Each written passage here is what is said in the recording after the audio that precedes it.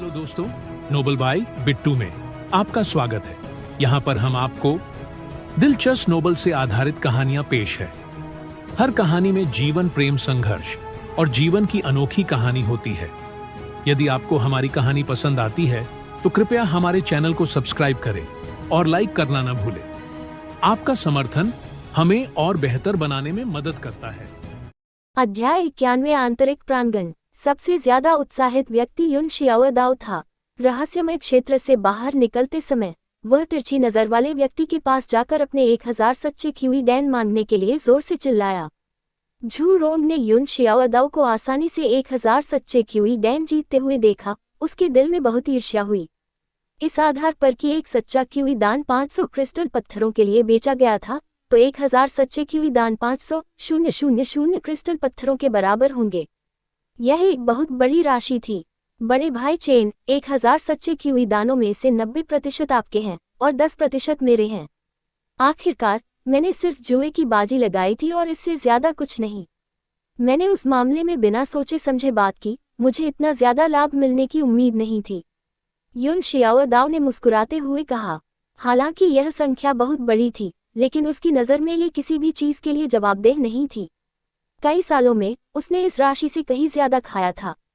जब chain Jiang ने देखा कि युन शियाओदाओ 1000 सच्चे क्यूई दानों पर कोई ध्यान नहीं दे रहा है, तो वह चुपके से अपनी जीभ को चूसने से खुद को रोक नहीं सका। लेकिन एक बार जब उसे याद आया कि युन परिवार चरम मार्शल प्रांत के 4 प्रमुख परिवारों में से एक था, तो उसे भी लगा कि युन शियाओदाओ के लिए यह कोई बड़ी बात नहीं थी।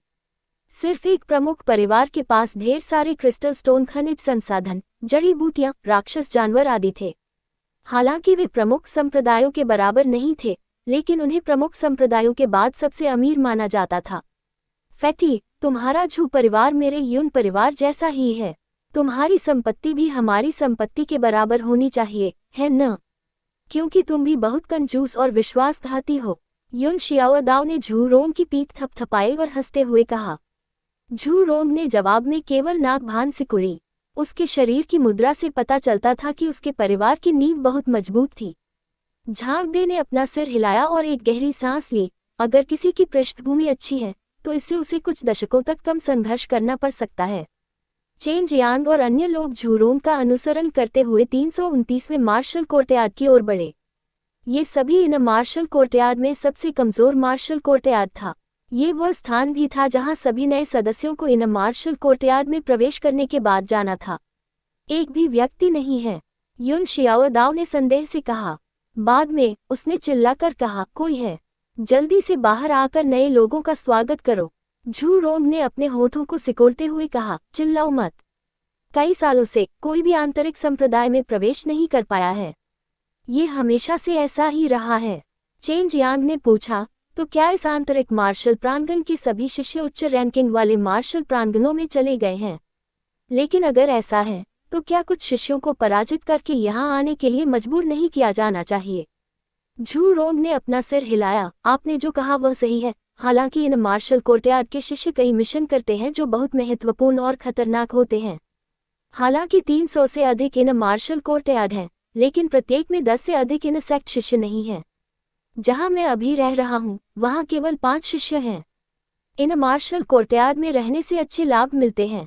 हर महीने आपको 300 ट्रू क्यूई डैन और 3000 क्रिस्टल स्टोन और हर साल एक ट्रू एलिमेंटल डैन मिल सकता है।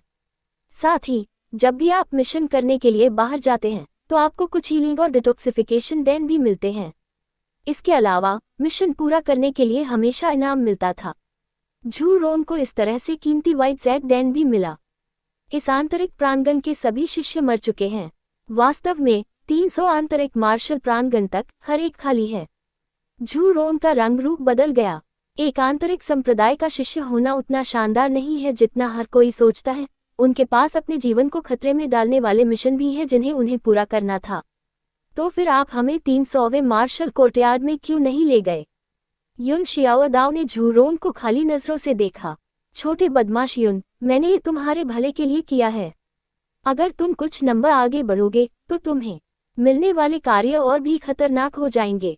तुम्हें चेन जियांग के मॉर्टल मार्शल दायरे के 10वें स्तर में प्रवेश करने का इंतजार करना चाहिए और फिर कदम दर कदम आगे बढ़ना चाहिए। झू रोंग ने जवाब दिया। चेन जियांग ने भी सहमति जताई। हमने अभी अभी आंतरिक संप्रदाय में प्रवेश किया है। अब हम और अधिक उच्च स्तरीय मार्शल कौशल सीख सकते हैं। जब हम उन पर अच्छी पकड़ बना लेंगे और हमारी ताकत स्थिर हो जाएगी, तभी हमें आगे बढ़ना चाहिए। चलो, मैं अभी 200वें मार्शल कोर्टयार्ड में ही हूँ। मुझे उस स्तर तक पहुँचने में बहुत समय लगा। तुम बेहतर तरीके से जगह साफ करो, मैं अब चला जाऊंगा। झू रोंग बहुत तेजी से वहां से चला गया। उसे चिंता थी कि चेन जियांग और दूसरे लोग उससे सफाई में मदद मांगेंगे। इस मार्शल कोर्टयार्ड में कई छोटे घर थे। निवास और वैवाहिक कोर्टयार्ड बिल्कुल एक ही स्थान पर थे। बाद में चेन जियांग और अन्य लोगों को अपने निवास से मार्शल कोर्टयार्ड जाने के लिए अलग सड़क लेने की जरूरत नहीं पड़ी। मैं यहाँ नहीं सोऊंगा, तुम दोनों जल्दी करो और इसे खुद ही साफ कर लो, युन शियाओदाओ ने हंसते हुए कहा और फिर वहां से चला गया। चूंकि यहाँ कई सालों से कोई नहीं रहता था, इसलिए यहाँ बहुत सारी सूखी पत्तियां और धूल जमा हो गई थी। चेन जियांग और झांग दे को आंगन की सफाई करने में पूरा दिन लग गया। चेन जियांग ने एक ऐसी इमारत में रहने का फैसला किया जिसमें ढेर सारे प्रशिक्षण उपकरण थे। उन्हें इन उपकरणों से कोई खास फायदा नहीं हुआ। वे बहुत हल्के नहीं थे, लेकिन उनके साथ अभ्यास करने के लिए बहुत समय बिताना पड़ता था। झांग दे ने कहा, इस तरह की चीजों का इस्तेमाल केवल समय बिताने के लिए किया जाता है। वास्तविक अभ्यास के लिए किसी को कई तरह के कठोर प्रशिक्षण लेने या बाहर जाकर अनुभव प्राप्त करने की आवश्यकता होती है। इस समय युन शियाओदाओ वापस आया और उत्साह से चिल्लाया, बड़े भाई चेन, मैं ट्रू क्यूई डांस के लिए उस तिरछी नज़र वाले आदमी की तलाश में गया था। इस आदमी ने वास्तव में बहुत आसानी से मुझे ट्रू क्यूई डांस दे दिया। जल्दी से जांच ले कि यह झूठा तो नहीं है। जहां तक जुए के दांव की बात है, चेन जियांग को इसकी ज्यादा परवाह नहीं थी। उसका मानना था कि अगर आप 1000 सच्चे क्यूई दान मांगेंगे तो ये परेशानी का सबब बन सकता है और यहाँ तक कि संघर्ष में भी बदल सकता है। युन शियाओदाओ ने 10 ज़्यादा बॉक्स निकाले। प्रत्येक बॉक्स के अंदर 100 सच्चे क्यूई डैन थे। चेन जियांग ने उनकी जांच करने के बाद निर्धारित किया कि वे नकली नहीं थे। हालांकि उनकी गुणवत्ता उनके शोधन जितनी अच्छी नहीं थी, लेकिन वे मानक आवश्यकताओं तक पहुंच गए थे। युन शियाओदाओ को सिर्फ एक बॉक्स चाहिए था। चेन जियांग पहले झांग दे को एक बॉक्स देना चाहता था, लेकिन वह लेने को तैयार नहीं था। अंत में उसने बॉक्स को उसकी आधी कीमत पर खरीद लिया। झू रोंग ने एक बार चेन जियांग को वाइट ज़ेड डैन वाला एक बॉक्स दिया था। चेन जियांग उसे धन्यवाद देना चाहता था और उसने झू रोंग को भी एक बॉक्स दिया। इसके बावजूद जब उसने बॉक्स लिया तो उसका चेहरा ईर्ष्या से भर गया। उसने आधे दाम में 3 बॉक्स खरीदने का इरादा किया था, हालांकि अंत में उसे युन शियाओदाओ ने बाहर निकाल दिया। युन शियाओदाओ केवल एक बॉक्स चाहता था और चेन जियांग मूल रूप से एक बॉक्स झांग दे को देना चाहता था, लेकिन झांग दे स्वीकार करने को तैयार नहीं था। अंत में उसने बॉक्स को उसकी आधी कीमत पर खरीद लिया। बिल्कुल बेशर्म मोटा, युन शियाओदाओ ने शाप दिया। अब हम भी आंतरिक संप्रदाय के शिष्य माने जाते हैं। हम जाकर कुछ चीजें ले सकते हैं। आप आंतरिक प्रांगण के नियमित हॉल में भी जा सकते हैं और गहन और पृथ्वी स्तर के अच्छे अभ्यासों की तलाश कर सकते हैं। युन शियाओदाओ ने मार्शल प्रांगण से बाहर निकलने से पहले उत्साहित होकर चिल्लाया। इन सामग्रियों को प्राप्त करने के लिए किसी को इन मार्शल कोर्टयार्ड या एक्सट्रीम डैन कोर्टयार्ड में जाना पड़ता था। एक सच्चा मार्शल रियल्म शिष्य इस प्रक्रिया की देखरेख के लिए जिम्मेदार था।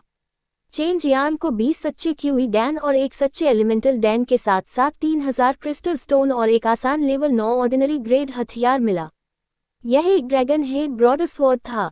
TLN मूठ पर ड्रैगन का सिर। यू शियाओदाओ और झांग दे ने भी लापरवाही से अपने हथियार प्राप्त कर लिए और उन्होंने बाद में इस पर कोई ध्यान नहीं दिया। इन कोर्टयार्ड रेगुलर हॉल की ओर सड़क पर चलते हुए युन शियाओदाओ ने चेन जियांग को ड्रैगन हेड ब्रॉडस्वॉर्ड के साथ खेलते हुए देखा और पूछा, बड़े भाई चेन, क्या वह लेवल 9 साधारण ग्रेड हथियार अच्छा है? मैं और बूढ़ा आदमी झांग स्पिरिट ग्रेड हथियार का उपयोग करते हैं। चेन जियांग चौंक गया। उसे अचानक समझ में आया कि उन्हें एक ही हथियार क्यों आसानी से मिल सकता है। उनके पास वास्तव में स्पिरिट ग्रेड हथियार थे। सबसे सस्ते लेवल 1 स्पिरिट हथियार की कीमत हजारों क्रिस्टल पत्थरों के बराबर थी, इसलिए उनके पास एक होना कोई आश्चर्य की बात नहीं थी। मैंने पहले कभी स्पिरिट ग्रेड हथियार नहीं देखा, ये कैसा है? चेन जियांग ने उत्सुकता से पूछा। युन शियाओदाओ ने एक ब्रॉडस्वॉर्ड निकाला और बहुत गर्व से कहा, ये लेवल 5 स्पिरिट ग्रेड हथियार है, स्काई वुल्फ स्वॉर्ड। इसकी कीमत मुझे 1 मिलियन क्रिस्टल स्टोन्स पड़ी। इसे बनाने के लिए इस्तेमाल की गई सामग्री एडमेंटाइल आयरन वुल्फ बोन्स बेहद कठोर है। इसके अलावा ब्लेड के ऊपर स्पिरिट वेन नक्काशी है जो स्पिरिट को अवशोषित कर सकती है और इसे स्पिरिट ट्रू क्यूई के साथ मिला सकती है, जिससे असली ट्रू क्यूई और भी मजबूत हो जाती है। ब्लेड के अंदर हम इंसानों की समान मेरिडियन हैं। जब कोई अपनी ट्रू क्यूई को ब्लेड में डालता है तो इसमें ट्रू क्यूई का निर्बाध प्रवाह हो सकता है। मूठ पर एडवेंटाइल आयरन वुल्फ का बीस्ट डैन भी जड़ा हुआ है। अगर बीस्ट डैन राक्षस बीस्ट की ट्रू क्यूई को छोड़ने के लिए उत्साहित हो जाए तो यह और भी अधिक दुर्जय हो जाएगा। चेन जियांग देख सकता था कि ब्लेड के ऊपर वाकई खूबसूरत और गहरी रेखाएं थीं। सूरज की रोशनी से रोशन होने के बाद पाट चमक रहा था और यह बहुत सुंदर था। वह चीज लेवल 5 स्पिरिट वेपन्स में सबसे बेहतरीन मानी जा सकती है।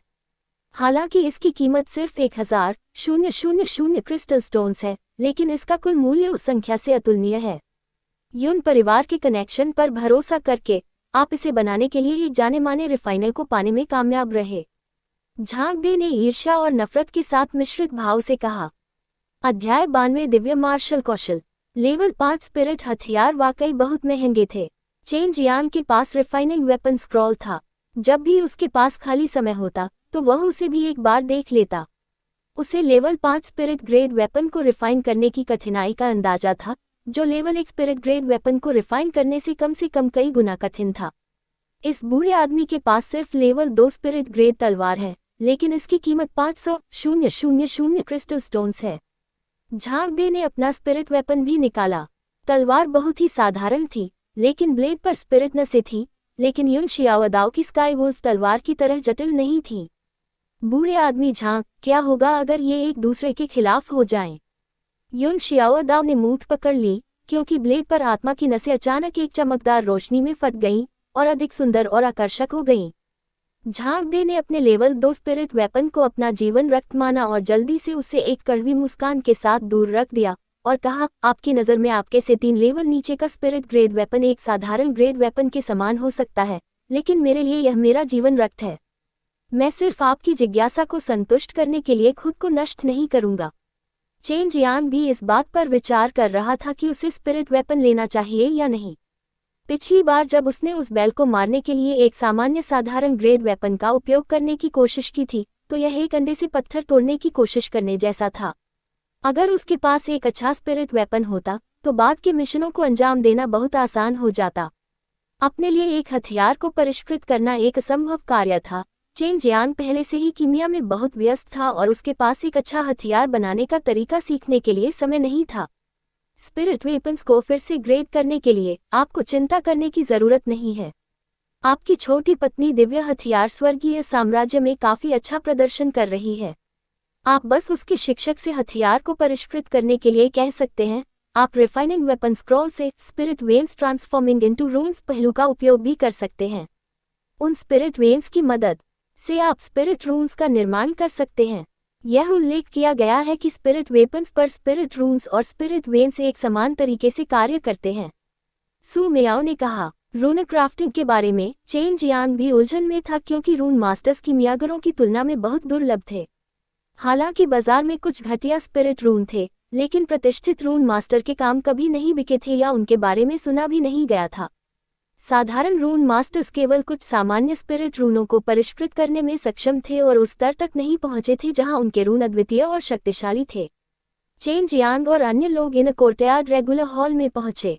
कुल 3 मंजिलें थीं। पहली मंजिल पर low grade profound level martial skills थे, दूसरी मंजिल पर high grade profound level martial skills थे और तीसरी मंजिल पर low grade earth level martial skills थे। आंतरिक संप्रदाय के शिष्य केवल मार्शल कौशल के इन 3 स्तरों को ही सीख सकते थे। चेन जियांग युन शियाओदाओ और झांग दे से अलग था, जो आते ही सीधे ऊपरी मंजिल पर भाग गया। वह सबसे पहले low grade profound level martial skills पर एक नज़र डालना चाहता था, क्योंकि वह जानता था कि रैंक जरूरी नहीं कि मार्शल स्किल्स की ताकत का प्रतिनिधित्व करे। कौशल की ताकत और शक्ति को निर्धारित करने के लिए प्रत्येक पहलू में कारकों के संयोजन का उपयोग किया गया था। ठीक उसी तरह जैसे वह स्वर्गीय टाइगर तूफान हत्या मुट्ठी का उपयोग कर सकता है और उच्च ग्रेड मार्शल कौशल के बराबर ताकत प्रदर्शित कर सकता है। हमें धोखा दिया। केवल 3 निम्न श्रेणी के पृथ्वी स्तर के मार्शल कौशल हैं। अन्य लोगों ने उन्हें सीखा है और वे नहीं चाहते कि दूसरे भी ऐसा करें। युन शियाओदाओ निराशा के भाव के साथ ऊपर से नीचे आया। झांग दे की भी यही अभिव्यक्ति थी। केवल कुछ दर्जन उच्च श्रेणी के गहन स्तर के मार्शल कौशल हैं। केवल बहुत सारे निम्न श्रेणी के गहन स्तर के मार्शल कौशल हैं। ये सबसे मजबूत प्रमुख संप्रदाय कैसे है? मार्शल कौशल बस इतना ही है, मैं यहाँ व्यर्थ आया हूँ। युन शियाओदाओ ने धीमी आवाज में शाप दिया। उसकी कल्पना में सबसे मजबूत संप्रदाय में हजारों या कम से कम सैकड़ों होने चाहिए। इन कोर्टयार्ड रेगुलर हॉल मैनेजर, एक बूढ़े व्यक्ति ने मुस्कुराते हुए कहा, कई सालों से कई इनसेक्ट शिष्य यहाँ आते रहे हैं और हर बार वे भी आपकी तरह ही निराश होते थे। लेकिन अंत में उन्होंने शिकायत करना बंद कर दिया और इस मामले पर कोई टिप्पणी नहीं की। क्या आप जानते हैं क्यों? चेन जियान को भी लगा कि यह थोड़ा अजीब है। अगर चरम मार्शल संप्रदाय के मार्शल कौशल इतने बुरे होते तो उन्हें सबसे मजबूत नहीं कहा जाता। इसमें कुछ और बात होनी चाहिए। क्यों? युन शियाओदाओ ने पूछा। उस बूढ़े व्यक्ति ने मुस्कुराते हुए उत्तर दिया, चेनवो मुख्य भूमि में भी चरम मार्शल संप्रदाय सबसे शक्तिशाली संप्रदायों में से एक है। ये निम्न स्तर के मार्शल कौशल चरम मार्शल संप्रदाय द्वारा पेश किए जाने वाले सबसे मजबूत कैसे हो सकते हैं? हमारे पास बहुत सारे स्वर्ग स्तर के मार्शल कौशल हैं, लेकिन अब उन्हें आमतौर पर दिव्य मार्शल कौशल के रूप में जाना जाता है। दिव्य मार्शल कौशल, दिव्य व्यायाम। चरम मार्शल संप्रदाय के पास उनमें से बहुत सारे थे। चेन जियांग, युन शियाओदाओ और झांग दे के लिए यह एक बड़ा झटका था क्योंकि वे वहां अवाक खड़े थे। हालांकि यह किंवदंतियों में वर्णित दिव्य अभ्यासों जैसा नहीं है, लेकिन स्वर्गीय स्तर के मार्शल कौशल में काफी सुधार किया गया है। इस तरह के मार्शल कौशल का लाभ यह है कि इसकी ताकत आपकी अपनी शक्ति के आधार पर बदलती रहती है। जैसे जैसे आपकी ताकत बढ़ती है, मार्शल कौशल की ताकत भी बढ़ती जाती है। अगर आप एक बनना चाहते हैं तो बेहतर होगा कि आप एक शिक्षक खोजें, अन्यथा आपको एक तभी मिलेगा जब आप एक सच्चे शिष्य बनेंगे। बूढ़े व्यक्ति ने कहा। चेन जियान का कोई इरादा नहीं था कि वह कोई शिक्षक ढूंढे, लेकिन अगर वह चाहता भी तो कोई भी उसे लेने की हिम्मत नहीं करता। ऐसा इसलिए था क्योंकि एल्डर डैन ने सार्वजनिक रूप से कहा था कि जो कोई भी उसे अपना शिष्य बनाएगा वह पूरी ताकत से उसके खिलाफ जाएगी। तुमने पहले क्यों नहीं कहा? ये तो बहुत आसान है। युन शियाओदाओ तेजी से भाग गया। अपनी प्रतिभा के कारण उसके लिए शिक्षक ढूंढना आसान है और झांग दे के लिए भी। वह तेजी से भाग गया। क्या तुम ही चेन जियान कहलाते हो? तुम्हें गुरु की तलाश में जाने की जरूरत नहीं है। एल्डर डैन ने आदेश दिया है कि कोई भी तुम्हें प्रशिक्षु के रूप में स्वीकार न करे। ये एल्डर डैन के शब्द थे और डीन को भी सुनना चाहिए। हे, जैसे ही तुम आए तुमने एल्डर डैन को परेशान कर दिया। संप्रदाय के पूरे इतिहास में ऐसा करने वाले तुम पहले व्यक्ति हो। अपना ख्याल रखो। बूढ़े आदमी ने चेन जियांग के कंधे पर थपथपाया। चेन जियांग ने मन ही मन कोसा, अगर मुझे ये पहले पता होता तो मैं उसे नीला गहरा फल नहीं देता। उसने तो मेरा रास्ता भी काट दिया। यहाँ आने का मेरा उद्देश्य केवल मार्शल कौशल सीखना था, यह इस तरह कैसे हो सकता है? चेन जियांग अपने दिल में बहुत परेशान था। अगर उसके पास कोई शिक्षक नहीं होता तो वह इन दिव्य मार्शल कौशलों को केवल सच्चे मार्शल दायरे में पहुंचने के बाद ही सीख पाता। हालांकि 4 प्रतीकों के दिव्य अभ्यास में मार्शल कौशल दुर्जेय था, लेकिन यह उतना मजबूत नहीं था। इसके अलावा अगर वह उन्हें सीखना चाहता था तो एक निश्चित स्तर की ताकत की आवश्यकता थी। दिव्य मार्शल कौशल ज्यादातर सच्चे मार्शल क्षेत्र में सच्चे शिष्यों के हाथों में थे। इन सच्चे शिष्यों को प्रशिक्षुओं को प्राप्त करने और सिखाने की भी अनुमति थी। अगर वे अपने कौशल को किसी बाहरी व्यक्ति को देते तो उन्हें गंभीर रूप से दंडित किया जाता। 5 दिन बीत गए जब चेन जियांग ने पूरे इन कोर्टयार्ड रेगुलर हॉल को छान मारा। आखिरकार उसने केवल 2 मार्शल कौशल उधार लिए और वे दोनों पृथ्वी स्तर के थे। शौकन हेवन पाम और कहन आभा उंगली बहुत परिष्कृत मार्शल कौशल हैं और शारीरिक आवश्यकताएं भी बहुत अधिक हैं। उदाहरण के लिए शौकन हेवन पाम को लें। आपको अपनी बाह में मेरिडियन की ताकत बहुत उच्च स्तर पर होनी चाहिए और उन्हें बड़ी मात्रा में ट्रू क्यूई के अचानक रिलीज का सामना करने में सक्षम होना चाहिए, इससे पहले कि आप इसकी भयावह शक्ति को जारी कर सकें। इस बीच कहन आभा उंगली को आपको प्रशिक्षण के माध्यम से अपनी उंगलियों को कठोर बनाने की आवश्यकता है, जैसे कि उन्हें गर्म पिघले हुए लोहे में डुबोना, अपनी उंगलियों को तीव्र आग में पकाना। आपको अपनी उंगलियों को एक हथियार की तरह गढ़ना होगा। बूढ़े आदमी, मैं ये पहले से ही जानता हूँ, जल्दी करो और इसे मेरे लिए पंजीकृत करो। चेन जियांग ने अधीरता से उत्तर दिया। उसने इन 2 पुस्तकों पर मोटी धूल जमी देखी और जानता था कि बहुत कम लोग इन्हें लेते हैं क्योंकि इनका अभ्यास करना बहुत कठिन था। हालांकि उसकी राय में यह उसके लिए उतना कठिन नहीं था। बूढ़े व्यक्ति द्वारा कौशल दर्ज करने के बाद चेन जियांग ने किताबें ली और चले गए। पिछले कुछ दिनों से उसने झांग दे या युन शियाओदाओ को नहीं देखा था। बाद में उसे झूरोंग से पता चला कि वे मूल्यांकन से गुजर रहे थे। क्योंकि वे दोनों एक शिक्षक ढूंढना चाहते थे, इसलिए उन्हें शिक्षक की आवश्यकताओं को पूरा करना था और उनके मूल्यांकन में उत्तीर्ण होना था। निश्चिंत रहो, अगर तुम सच्चे मार्शल दायरे में प्रवेश करना चाहते हो तो तुम्हारे रास्ते में एकमात्र बाधा समय है। तुमने जो 2 मार्शल कौशल चुने हैं वे भी उतने बुरे नहीं हैं। सू मियाओ ने उसे दिलासा देते हुए कहा।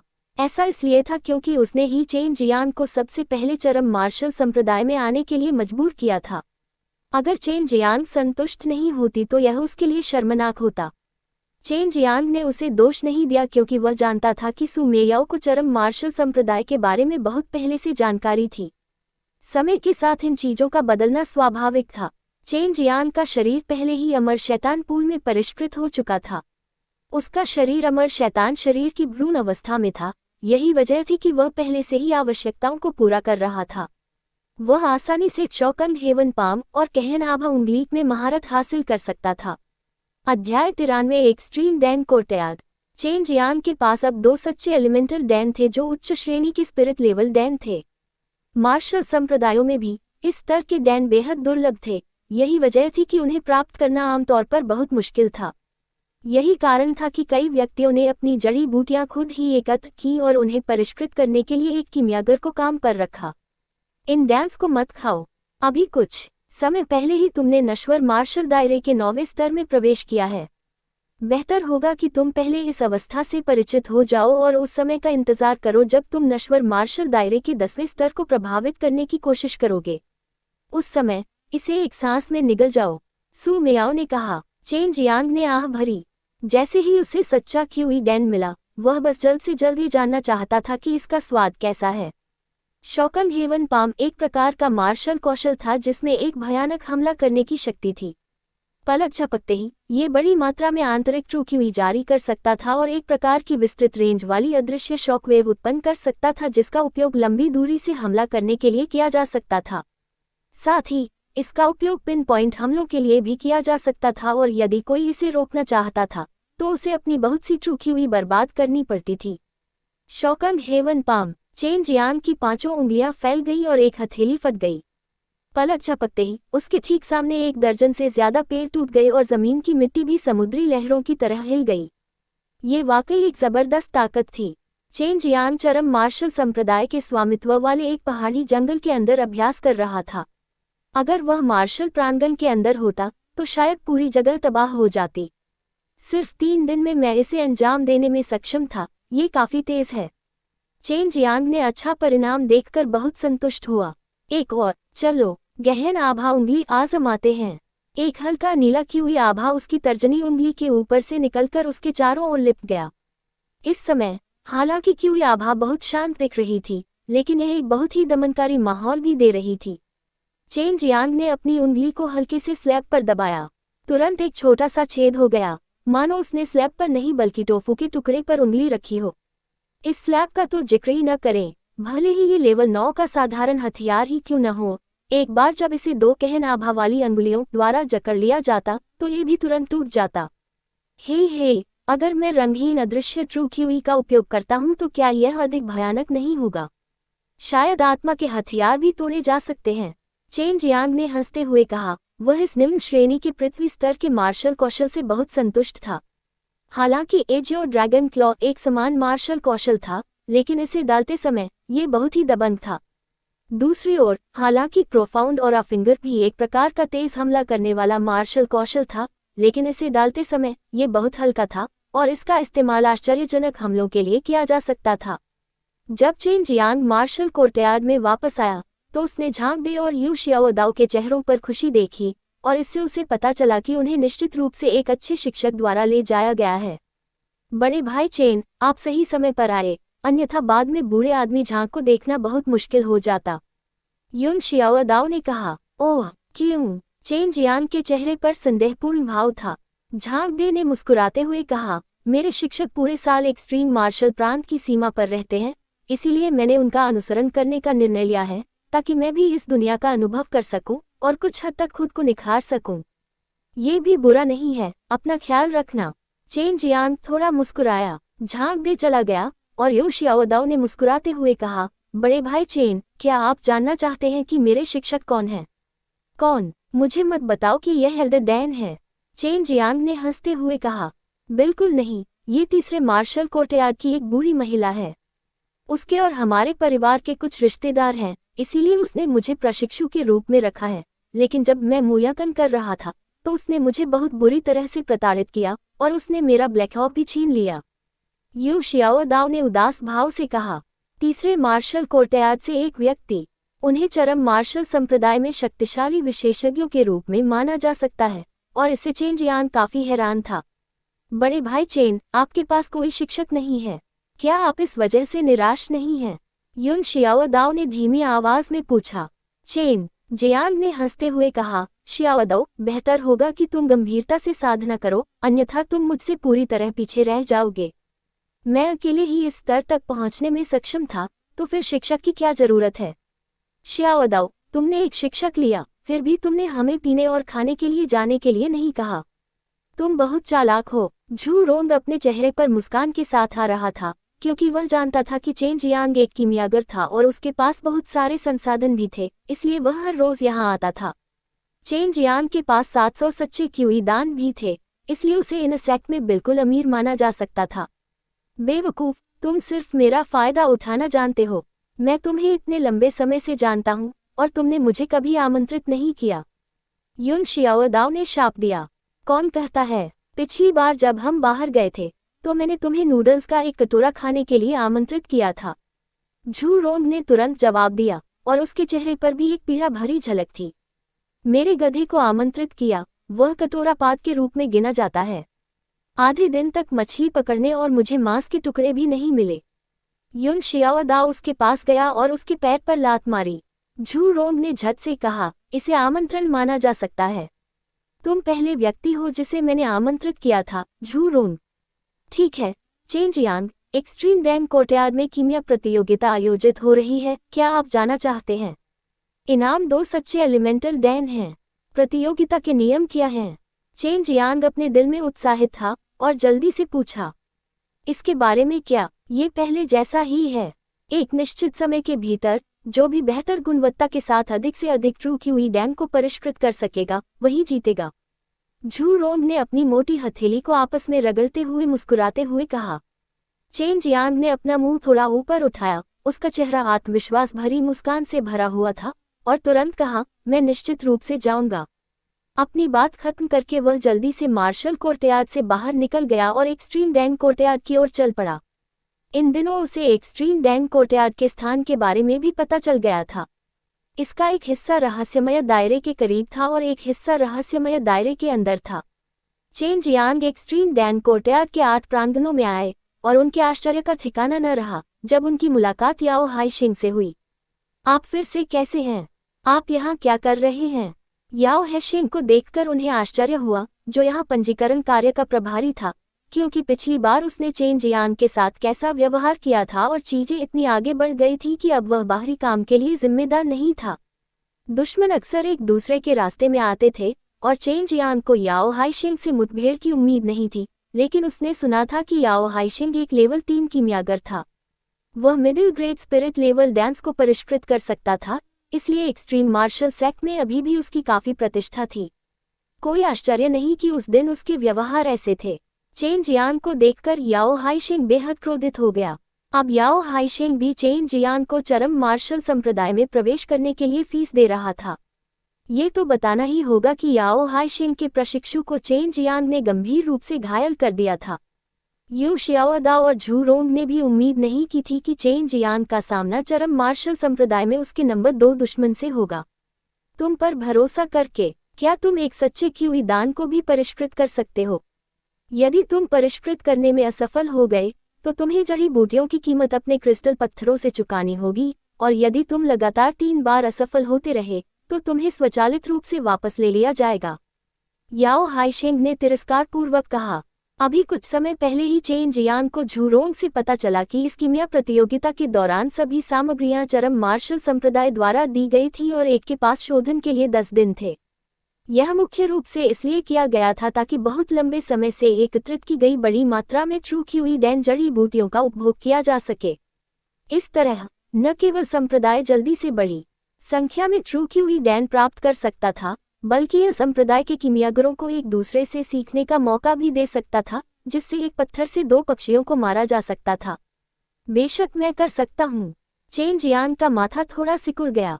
इस समय यू शियाओदाओ चिल्लाया, न केवल बड़े भाई चेन ऐसा कर सकते हैं, बल्कि उन्हें प्रथम स्थान भी मिलेगा, जिससे वे 2 सच्चे एलिमेंटल डैन जीतेंगे। मैं थूकता हूँ। याओ हैशेंग जोर से हंसा, अगर यह बदमाश, जिसकी माँ के दूध की खुशबू अभी तक सूखी नहीं है, प्रथम स्थान जीत सकता है, तो हम बूढ़े लोग जो कई सालों से एक्सट्रीम डैन कोर्टयार्ड में रह रहे हैं, उन्हें क्या लगेगा? अगर वह प्रथम स्थान जीत सकता है, तो ये पिता उसे शिक्षक के रूप में ले जाएगा। चेन जियांग ने अपने दिल में ये सोचकर हंसी, जैसे कि वह अपने सामने देख सकता था कि यह पागल मुस्कुराता हुआ मध्यम आयु वर्ग का आदमी उसे शिक्षक के रूप में ले रहा था। कैसा दिख रहा था? चरमदान प्रांगण में बहुत से लोगों ने तिरस्कार भरी निगाह से देखा। चेन जियांग चाहे कितना भी प्रतिभाशाली क्यों न हो, वह अभी भी 17 साल का था, और इस उम्र में अगर वह उच्च श्रेणी के नश्वर स्तर के दान को परिष्कृत कर सकता है तो इसे अच्छा माना जा सकता है। हालांकि कम श्रेणी के आत्मा स्तर के सच्चे क्यूई दान को परिष्कृत करने के लिए वह अभी भी बहुत पीछे रह गया।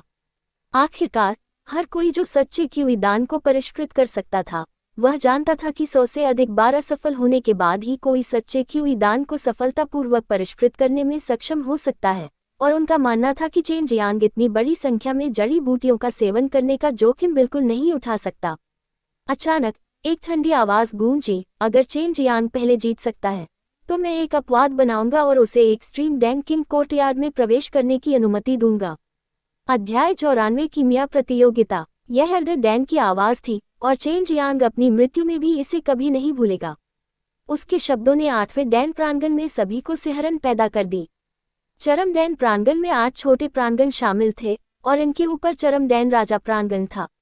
केवल एल्डर डैन के पास ही इस प्रांगण में प्रवेश करने की योग्यता थी। यदि आप जीत नहीं सकते, तो आप चरम मार्शल संप्रदाय से प्राप्त सभी मूल लाभ याओ हैशेन को दे देंगे। ये कैसा रहेगा? एल्डर डैन ने व्यंग्यात्मक लहजे में कहा। चेन जियांग ने हल्की से मुस्कुराते हुए जवाब दिया, ठीक है, अगर मैं पहले स्थान पर आ गया तो न केवल मुझे एक अच्छी जगह घूमने का मौका मिलेगा, बल्कि एक प्रशिक्षु भी मिलेगा। तुम कभी नहीं जीत सकते। मैंने पिछले 5 सालों से लगातार पहला स्थान हासिल किया है। तुम्हें अभी भी लंबा सफर तय करना है। याओ हाइशेंग ने ठंडी मुस्कान दी, और ऐसा लगा जैसे वह चेन जियांग की दयनीय हार का पूर्वानुमान लगा रहा था। एल्डर डैन द्वारा चेन जियांग के लिए मुश्किलें खड़ी करने की बात चरम मार्शल संप्रदाय में सभी को पता थी। लेकिन अब जब चेन जियांग आंतरिक संप्रदाय में प्रवेश कर चुका था और उसे प्रचुर मात्रा में संसाधन प्राप्त हो गए थे, एल्डर डैन ने वास्तव में इन आपूर्तियों को काटने की कोशिश की। किसी को भी उम्मीद नहीं थी कि चेन जियांग वास्तव में ऐसी बात के लिए आसानी से सहमत हो जाएगा। युवा हमेशा ऐसे ही होते हैं, वे कभी हार नहीं मान सकते। किसी दिन उन्हें कष्ट उठाना पड़ेगा और कीमत चुकानी पड़ेगी। वो कैमिंग इस शर्त के बारे में जानने के बाद खुद को विलाप करने से रोक नहीं सका। मैं कहता हूँ एल्डर डैन, इस बदमाश ने स्पष्ट रूप से आपको खुश करने के लिए 2 नीले गहरे फल उपहार में दिए थे, फिर भी आप उसके खिलाफ कार्रवाई क्यों करेंगे? हंफ, एल्डर डैन ने ठंडे स्वर में कहा, इस बच्चे को उसके कथित उपहार से कोई नुकसान नहीं हुआ है। जब मैं फाउंडेशन बिल्डिंग डैन को परिष्कृत करता हूँ, तो मुझे शोधन के लिए अन्य अतिरिक्त सामग्री खर्च करने की आवश्यकता होती है। उसका नीला गहरा फल सूची में सबसे दुर्लभ था, जिसे पाने के लिए मैं काफी समय से तलाश कर रहा था। लेकिन मैं इसे खोजने में विफल रहा और केवल इस उपहार को स्वीकार करने के लिए खुद को तैयार कर सका।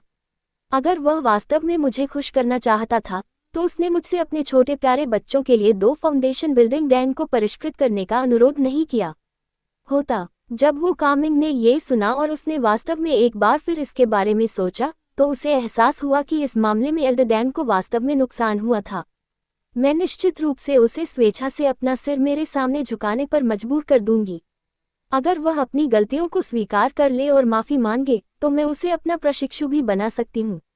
एल्डर डैन के बोलने के बाद वह उड़ गई। मुझे डर है कि यह उग्र लड़की कभी शादी नहीं करेगी। वो कैमिंग असहाय होकर मुस्कुराए। कीमिया प्रतियोगिता 3 दिन बाद शुरू होगी और 8वें छोटे डैन प्रांगण में आयोजित की जाएगी।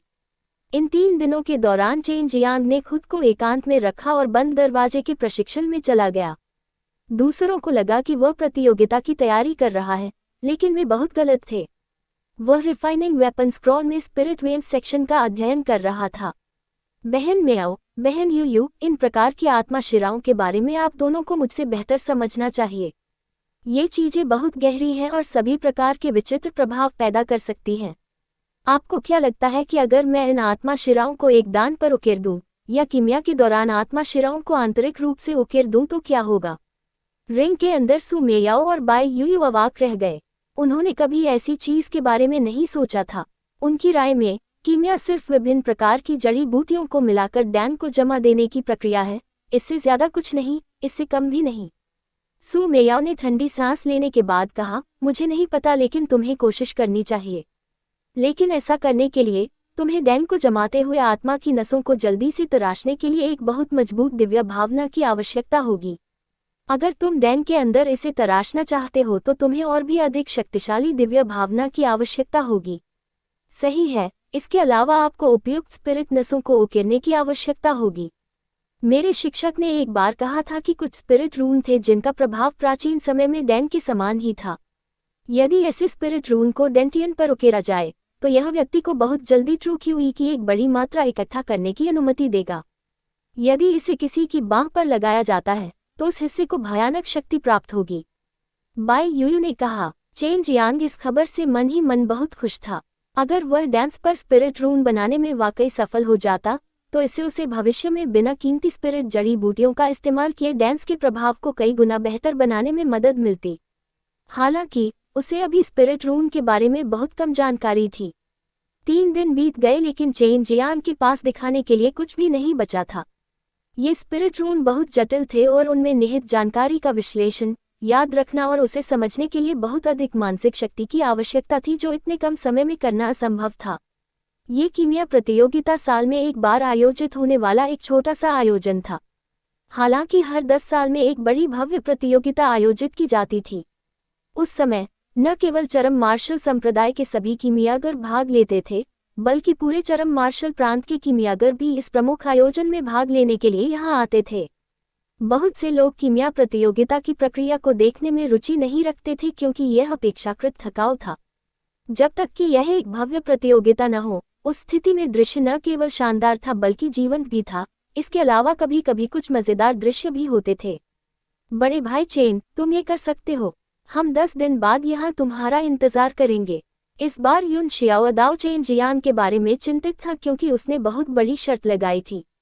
हालांकि उसने कहा कि वह निश्चित रूप से प्रतियोगिता जीतेगा, लेकिन अगर वह हार गया तो वह बहुत बड़ी हार होगी। एल्डर डैन पहुंचे और ठंडे स्वर में कहा, चेन जियांग, तुम्हारी कीमिया प्रक्रिया की निगरानी मैं करूंगा। मैंने सुना है कि तुमने 1000 ट्रू क्यूई डैन जीते हैं और ये तुम्हें धोखा देने से रोकने के लिए है, जो शायद जीतने का एकमात्र तरीका है। चेन जियांग ने असहाय होकर आह भरी, बड़े डैन, उन सच्चे क्यूई डैन में से केवल 700 ही बचे हैं। मैंने 100 युन शियाओदाओ को दिए और 200 झू रोंग और झांग दे को बेचे। यहाँ मैं आपको शेष 700 सच्चे क्यूई डैन को हिरासत में दे दूंगा ताकि आप मुझ पर धोखाधड़ी का आरोप न लगा सकें। चेन जियांग ने आसानी से 7 बक्से पार कर लिए, जिससे एल्डर डैन हैरान रह गया। जब दूसरों को पता चला कि चेन जियांग के पास 700 ट्रू क्यूई डैन है, तो वे ईर्ष्या से उसे घूरने से खुद को नहीं रोक पाए। इसके बावजूद उन्होंने चेन जियांग से लड़ने के बारे में सोचने की भी हिम्मत नहीं की। भले ही उनकी ताकत में बहुत असमानता थी, लेकिन अगर चरम मार्शल संप्रदाय को उनके कार्यों के बारे में पता चल गया तो उनके शांतिपूर्ण दिन खत्म हो जाएंगे। एल्डर डैन ने जेड बॉक्स खोले और पुष्टि की कि उनके अंदर 700 सच्चे क्यूई डैन हैं। इसके बाद उसने उन्हें अपने स्टोरेज ब्रेसलेट के अंदर रख दिया। केवल एल्डर स्तर पर ही किसी के पास इतना परिष्कृत और सुंदर स्टोरेज उपकरण हो सकता है। एल्डर डैन ये भी देखना चाहते थे कि चेन जियांग ने आखिर में ट्रू क्यूई डैन को कैसे परिष्कृत करने की योजना बनाई। उन्हें ये भी विश्वास नहीं था कि चेन जियांग अपनी छोटी उम्र में उन्हें परिष्कृत करने में सक्षम होगा। प्रतियोगिता की शुरुआत तब हुई जब प्रत्येक व्यक्ति को अपना निजी कमरा मिला जिसकी सुरक्षा एक शिष्य द्वारा की जाती थी। इसके अलावा उनकी पूरी कीमिया प्रक्रिया को एल्डर कोर्टयार्ड में स्थानांतरित किया जा रहा था, जिसकी निगरानी कुछ बूढ़े लोग कर रहे थे ताकि कोई भी धोखा देकर जीत न सके। चेन जियांग ने सीखा कि किसी ने सबसे तेज आधे घंटे में ट्रू क्यूई डैन के एक सेट को परिष्कृत किया था। हालांकि अगर वह ब्रिलियंट फ्लेम ड्रैगन फनेस का उपयोग करता तो वह आधे घंटे में ट्रू किवी डैन जड़ी बूटियों के 2 सेट को परिष्कृत कर सकता था। इसे कम चौंकाने वाला बनाने के लिए उसने इसे कम करने और प्रति घंटे जड़ी बूटियों के 1 सेट को परिष्कृत करने का इरादा किया। साथ ही इस तरह वह अधिक आराम से रहने में सक्षम था। एल्डर डैन ने चेन जियांग की शानदार लॉ ड्रैगन भट्टी खोली और बहुत सुंदर होने और अच्छी सामग्री से बनी होने के अलावा उसे इसमें कुछ भी अजीब नहीं लगा। एकमात्र व्यक्ति जिसे इसके उपयोग के बारे में पता होना चाहिए वह शानदार भट्टी का चुना हुआ मास्टर था, अन्यथा मेंगबो ने कभी भी इस कीमिया भट्टी को बाहर नहीं निकाला होता और इसे जुए के दांव के रूप में इस्तेमाल नहीं किया होता। बड़े डैन, आमतौर पर आपको सच्ची की हुई डैन जड़ी बूटियों के 1 सेट को परिष्कृत करने में कितना समय लगता है? इसके अलावा आप 1 सेट में कितने डैन का उत्पादन कर सकते हैं? चेन जियांग ने पूछा। मैं सबसे तेज 2 सेट जड़ी बूटियों को 1.5 घंटे में परिष्कृत कर सकता हूँ। भट्टी में डैन की अधिकतम मात्रा 6 डैन होगी, लेकिन फिर शोधन का समय बढ़ जाएगा। एल्डर डैन ने सच्चाई से उत्तर दिया। वह इन परिणामों पर अपेक्षाकृत गर्व भी करती थी। उसके स्तर पर कीमियागर हमेशा उच्च स्तर के डैन को परिष्कृत नहीं कर रहे थे। कभी कभी संप्रदाय में निम्न स्तर के डैन की कमी होती थी और उन्हें भी कार्य करने की आवश्यकता होती थी। उच्च स्तरीय डैन को परिष्कृत करते समय वे एकांतवास में चले जाते थे। एल्डर डैन कई सालों से एकांतवास में नहीं गई थी क्योंकि वह जड़ी बूटियां इकट्ठा कर रही थी। इस प्रतियोगिता में इस्तेमाल की गई जड़ी बूटियों का भुगतान चरम मार्शल संप्रदाय द्वारा किया गया था, लेकिन अगर वे कुछ भी परिष्कृत करने में विफल रहे तो उन्हें क्रिस्टल पत्थरों के साथ संप्रदाय को चुकाना होगा। यही कारण था कि हर कोई शोधन करते समय सामान्य से भी अधिक सावधान था। वे बहुत जल्दी शोधन करने की हिम्मत नहीं करते थे क्योंकि उन्हें इसके नतीजों का डर था, लेकिन चेन जियांग के पास स्वर्ग को चुनौती देने वाली शानदार लॉ ड्रैगन भट्टी थी। अगर वह तेजी से जाने का इरादा रखता है तो वह तेजी से जाएगा। अगर वह अपनी शोधन गति की सीमा तक पहुंचना चाहता है तो वह आधे घंटे में ट्रू किव डैन जड़ी बूटियों के 3 सेट को परिष्कृत करने में सक्षम होगा। एल्डर डैन ने चेन जियांग को जड़ी बूटियों को बिना देखे ही कुशलतापूर्वक संभालते हुए देखा, जबकि एक ही समय में कई सेटों को संसाधित कर रहा था। प्रत्येक सेट की मात्रा एक समान थी और थोड़ी सी भी कमी या भिन्नता नहीं थी। उसकी गति इतनी तेज थी कि लोगों को अपनी जीभ चूसने पर मजबूर होना पड़ा।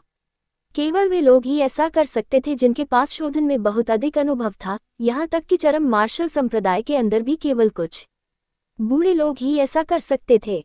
अध्याय 95 प्रतियोगिता परिणाम। क्या आपने पहले भी ट्रू किवी डैन को परिष्कृत किया है? एल्डर डैन ने आश्चर्यचकित होते हुए पूछा। बेशक, मैं यहाँ खेलने नहीं आया हूँ, चेन जियांग ने सहजता से कहा, और पलक झपकते ही उसने पहले से ही सामग्री के कई सेटों को संसाधित करना समाप्त कर दिया और जड़ी बूटियों को ब्रिलियंट फ्लेम ड्रैगन फनेस के अंदर रखना शुरू कर दिया। एल्डर डैन का नकाबपोश सुंदर चेहरा सदमे से भरा हुआ था। 17 साल का और पहले से ही कम ग्रेट स्पिरिट लेवल डैन को परिष्कृत करने में सक्षम। यह उसके लिए एक झटका था और साथ ही उसे लगा कि वह अपने जन्म के बाद से आखिरकार किसी ऐसे व्यक्ति से मिली है जिसे वह वास्तव में एक प्रतिभाशाली व्यक्ति मान सकती है। ये भी पहली बार था जब उसने इस स्तर के किसी प्रतिभाशाली व्यक्ति के बारे में सुना था।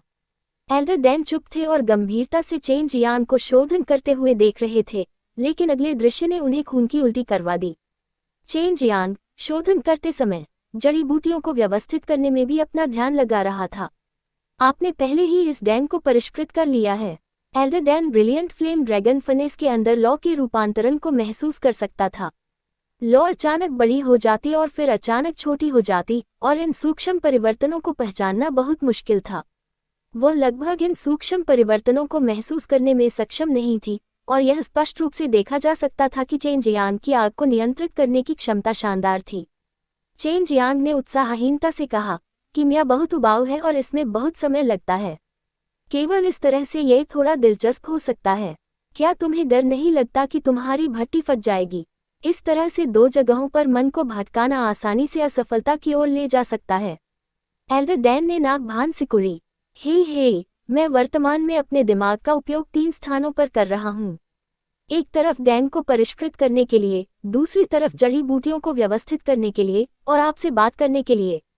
चेन जियांग ने हंसते हुए कहा, और यह सुनकर एल्डर डैन उसे पीटने के लिए इंतजार नहीं कर सकता था, लेकिन वह ये भी स्पष्ट रूप से जानती थी कि डैन को परिष्कृत करते समय ये कितना थकाऊ और उबाऊ हो सकता है। चेन जियांग ने अपनी गति धीमी कर दी और वह ब्रिलियंट फ्लेम ड्रैगन फनेस का इस तरह से उपयोग तभी कर सकता था जब वह डैन को परिष्कृत करने की प्रक्रिया से परिचित हो। वह अपना दिमाग कई जगहों पर लगा सकता था, और यह केवल ब्रिलियंट फ्लेम ड्रैगन फनेस के कारण ही नहीं था, बल्कि इसलिए भी था क्योंकि वह मुख्य रूप से कीमिया की अपनी सूक्ष्म समझ पर निर्भर था। ये समझ उसकी प्रतिभा थी, अन्यथा वह कभी भी इतनी आसानी से कीमिया नहीं सीख पाता। सारी सामग्री एल्डर डैन के पास थी, और उसने पहले चेन जियांग को केवल 10 सेकंड दिए, उसके पूरी तरह से परिष्कृत होने का इंतजार करते हुए, लेकिन चेन जियांग ने जल्दी से उन्हें व्यवस्थित कर लिया था। इस छोटे से निजी कमरे में जमीन पर 10 चौकोर बक्से रखे गए थे, जिनमें सच्चे कीवी डैन को परिष्कृत करने के लिए जड़ी बूटियां थीं। एल्डर डैन, मेरी उम्र में अगर मैं एक्सट्रीम डैन किंग कोर्टयार्ड में प्रवेश करता हूं, तो क्या लाभ होंगे? जैसे मुझे क्या मिलेगा? चेन जियांग ने पूछा, और यह सोचकर कि वह रहस्यमय एल्डर डैन के साथ 10 दिनों या उससे अधिक समय तक रह सकता है, वह बेवजह उत्साहित था। यदि आप वास्तव में प्रवेश कर सकते हैं, तो यह निश्चित रूप से फायदेमंद होगा, लेकिन यह मुझ पर भी निर्भर करेगा क्योंकि एक्सट्रीम डैन कोर्टयार्ड का प्रबंधन मेरे द्वारा किया जाता है। एल्डर डैन ने धीमी हंसी के साथ कहा। एल्डर डैन, क्या मैं आपको थोड़ी सी नर्क स्पिरिट ग्रास दूं और हम पुरानी बातें भूलकर नए सिरे से शुरुआत करें? ये कैसा लग रहा है? एल्डर डैन की रहस्यमयी नफरत के बाद चेन जियांग के अच्छे दिन नहीं रहे। हमारे बीच कभी कोई नफरत नहीं रही।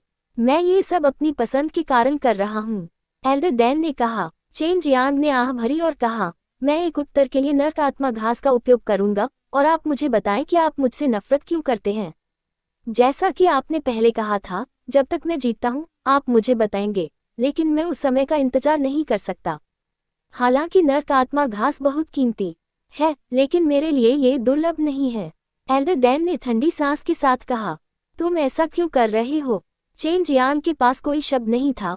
उसे अचानक लगा कि एल्डर डैन उससे नाराज है, और यह एक छोटी लड़की की मानसिकता की तरह है। उसे एक बार शक हो गया था कि वह एल्डर डैन के दुश्मन का हमशक्ल है या नहीं, और इसीलिए वह उससे इस तरह से नफरत कर रही थी। अपनी गलती मेरे सामने स्वीकार करो और मेरी बात मानो। अगर तुम ऐसा करोगे तो मैं संतुष्ट हो जाऊंगा, और शायद मैं तुम्हें अपना प्रशिक्षु भी बना लूं। एल्डर डैन की आवाज में कुछ गर्व था, और उसे लगा कि जल्द ही वह इस जिद्दी युवक को अपनी स्कर्ट के नीचे चालाकी से घुसते हुए देखेगी।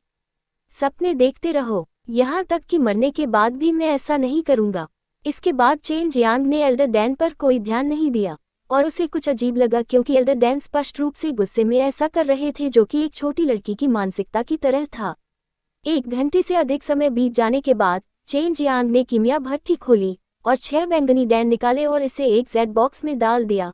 फिर एक बार फिर जड़ी बूटियों को ब्रिलियंट फ्लेम ड्रैगन फनेस के अंदर रखा और अधिक सच्चे कीवी डैन को परिष्कृत करना जारी रखा। उसकी हरकतें बहुत ही सामान्य थीं और सड़क किनारे भाप से बन बेचने वाले लोगों की तरह ही लग रही थी। हालांकि एल्डर डैन ने ये सब देखा और वह बहुत हैरान हुआ क्योंकि चेन जियांग सच में सच्चे कीवी डैन को परिष्कृत करने में सक्षम था। इसके अलावा उसे जड़ी बूटियों के एक सेट को परिष्कृत करने में केवल 1 घंटा लगा और एक सेट का उपयोग करके वह 6 डैन को परिष्कृत करने में सक्षम था। केवल अगर सावधानीपूर्वक परिष्कृत किया जाए ताकि शोधन करते समय कोई जड़ी बूटी बर्बाद न हो, तो कोई 6 डैन को जमा सकता है। इसमें भी कुछ समय लगेगा और व्यक्ति की बहुत सारी आत्मा भी खर्च होगी। लेकिन चेन जियांग ने ये सब बहुत इत्मीनान से किया। एल्डर डैन चुप रहे और चेन जियांग की सहज उपस्थिति को देखते हुए अपने दिल में वह बहुत खुश नहीं थी। चेन जियांग द्वारा जड़ी बूटियों के एक सेट के इस शोधन को देखने के बाद वह स्पष्ट थी कि अंतिम विजेता चेन जियांग होने की संभावना है। चेन जियांग ने एल्डर डैन की बात पर कोई ध्यान नहीं दिया और जब एल्डर डैन ने उससे पूछा भी तो उसने केवल कुछ शब्दों में ही जवाब दिया। ऐसा लग रहा था कि वह गुस्से में था और इस बात ने एल्डर डैन को चुपके से अपने दांत नीचने पर मजबूर कर दिया। 1 घंटे से ज्यादा समय बीतने के बाद जड़ी बूटियों का एक और सेट फिर से परिष्कृत किया गया। चेन जियांग ने पूरे दिन और रात आराम नहीं किया और ट्रूकी हुई डैंस को परिष्कृत करना जारी रखा। 1 दिन बाद चेन जियांग ने जड़ी बूटियों के 11 सेट परिष्कृत कर लिए। इस गति ने एल्डर डैन को आश्चर्य से अवाक कर दिया और चेन जियांग एक बार भी विफल नहीं हुआ। चेन जियांग की नज़र में अब ट्रूकी हुई डैन को परिष्कृत करना चावल के गोले बनाने जैसा था, लेकिन निम्न श्रेणी की स्पिरिट लेवल डैंस के बीच वह केवल ट्रूकी हुई डैन को परिष्कृत करना जानता था। अन्य डैंस को बहुत सारी जड़ी बूटियों की आवश्यकता होती है और वर्तमान में उसके पास बहुत सारे क्रिस्टल पत्थर नहीं थे, इसलिए वह जड़ी बूटियों का उपभोग नहीं कर सकता था। 10 दिन बीत गए और चेन जियांग ने कुल 100 जड़ी बूटियों को परिष्कृत किया, जिसमें उन्होंने कुछ समय के लिए आराम भी किया, जिससे कुल 600 ट्रूकी हुई डैंस प्राप्त हुए। पूरे चरम मार्शल प्रांत में ये कीमिया गति निश्चित रूप से पहली थी, और अगर चेन जियांग कुछ परिवार को ट्रू क्यूई डांस को परिष्कृत करने में मदद करने के लिए तैयार था, तो वह निश्चित रूप से बहुत जल्दी बहुत सारे क्रिस्टल पत्थर कमा सकता था। प्रतियोगिता के अंत में युन शियाओदाओ और झू रोंग दोनों जल्दी से पहुंचे और उन्होंने देखा कि चेन जियांग के चेहरे पर एक शांत भाव था। उनके दिल में उन्हें थोड़ा अजीब लगा, क्योंकि उनकी राय में चेन जियांग को जीतना नहीं चाहिए था। भाई याओ, तुमने वाकई इस बुरे आदमी को तुम्हारे सामने टिकने नहीं दिया। सिर्फ 10 दिनों में तुमने 400 सच्चे क्यूई डांस को परिष्कृत किया। पिछले साल 50 से ज्यादा, इसलिए इस साल पहला स्थान तुम्हारा होना चाहिए। एक बूढ़ा आदमी सम्मान की नज़र से याओ हाईशेन को देख रहा था। याओ हाईशेन का चेहरा गर्व से भर गया, लेकिन वह विनम्रता से मुस्कुराया और कहा, हाँ, ये सब भाग्य के कारण है। इसके अलावा मैं और वह बदमाश, जो स्वर्ग और पृथ्वी की विशालता को नहीं जानता, एक शर्त पर थे, इसलिए मैंने जीतने के लिए वह सब कुछ किया जो मैं कर सकता था। याओ हाईशेन, पहले आपने कहा था कि जब तक आप मुझसे हारते रहेंगे तब तक आप मेरे प्रशिक्षु रहेंगे। क्या ये शब्द अभी भी मायने रखते हैं? चेन जियांग पास आया और मुस्कुराया। बेशक ये मायने रखता है। आप ऐसे बोलते हैं जैसे आपने मुझे हरा दिया हो। यू हाईशेन ने हंसते हुए कहा, अगर यह सच है तो ये सबसे मजेदार मजाक है जो मैंने सुना है। यहाँ तक कि अगर आप लगातार 10 दिन तक रिफाइन कर सकते हैं तो भी मुझे थोड़ा आश्चर्य होता है। इस बार एक के बाद एक अन्य लोगों ने बताया कि उन्होंने कितने सच्चे क्यूई डैन को परिष्कृत किया, और याओ हाईशेन को छोड़कर अन्य लोगों द्वारा परिष्कृत अधिकतम 200 या उससे अधिक था, जबकि न्यूनतम 30 डैन था। बहुत से लोगों ने भाग नहीं लिया था, केवल लगभग 30 लोग, और उनमें से प्रत्येक एक्सट्रीम डैन कोर्टयार्ड के अंदर अपेक्षाकृत अच्छे कीमियागर थे। याओ हाईशेन और अन्य कीमियागर सभी चेन जियांग पर हंसे, लेकिन अगले ही पल एल्डरडैन के शब्दों ने उनकी मुस्कान को फीका कर दिया। याओ हाईशेन, तुम हार गए। इस बदमाश ने 600 सच्चे क्यूई डैन को परिष्कृत किया है, एल्डरडैन ने कहा, और उसकी आवाज में घृणा का एक निशान था, क्योंकि यह वह परिणाम नहीं था जिसे वह देखना चाहती थी। अध्याय 96 प्रशिक्षु प्राप्त करना। हे, एल्डरडैन, आप बहुत दयालु हैं। मुझे लगा कि आप जानबूझकर और सही तौर पर मेरे लिए चीजों को मुश्किल बना रहे हैं। चेन जियांग ने एक गहरी सांस छोड़ी और उसके बाद 6 जेड बॉक्स निकाले, जिनमें से प्रत्येक में 100 सच्चे क्यूई डैन थे। प्रांगण में मौत जैसा सन्नाटा छा गया। किसी को यकीन नहीं हो रहा था कि चेन जियांग वास्तव में सिर्फ 10 दिनों में 600 सच्चे क्यूई डैन को परिष्कृत करने में सक्षम था। एल्डरडैन को देखते हुए सभी की आंखों में संदेह के भाव थे।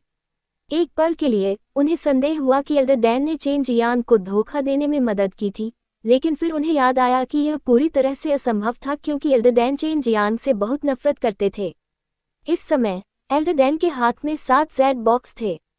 ये ट्रू क्यूई डैन थे जिन्हें उसने पहले जब्त कर लिया था।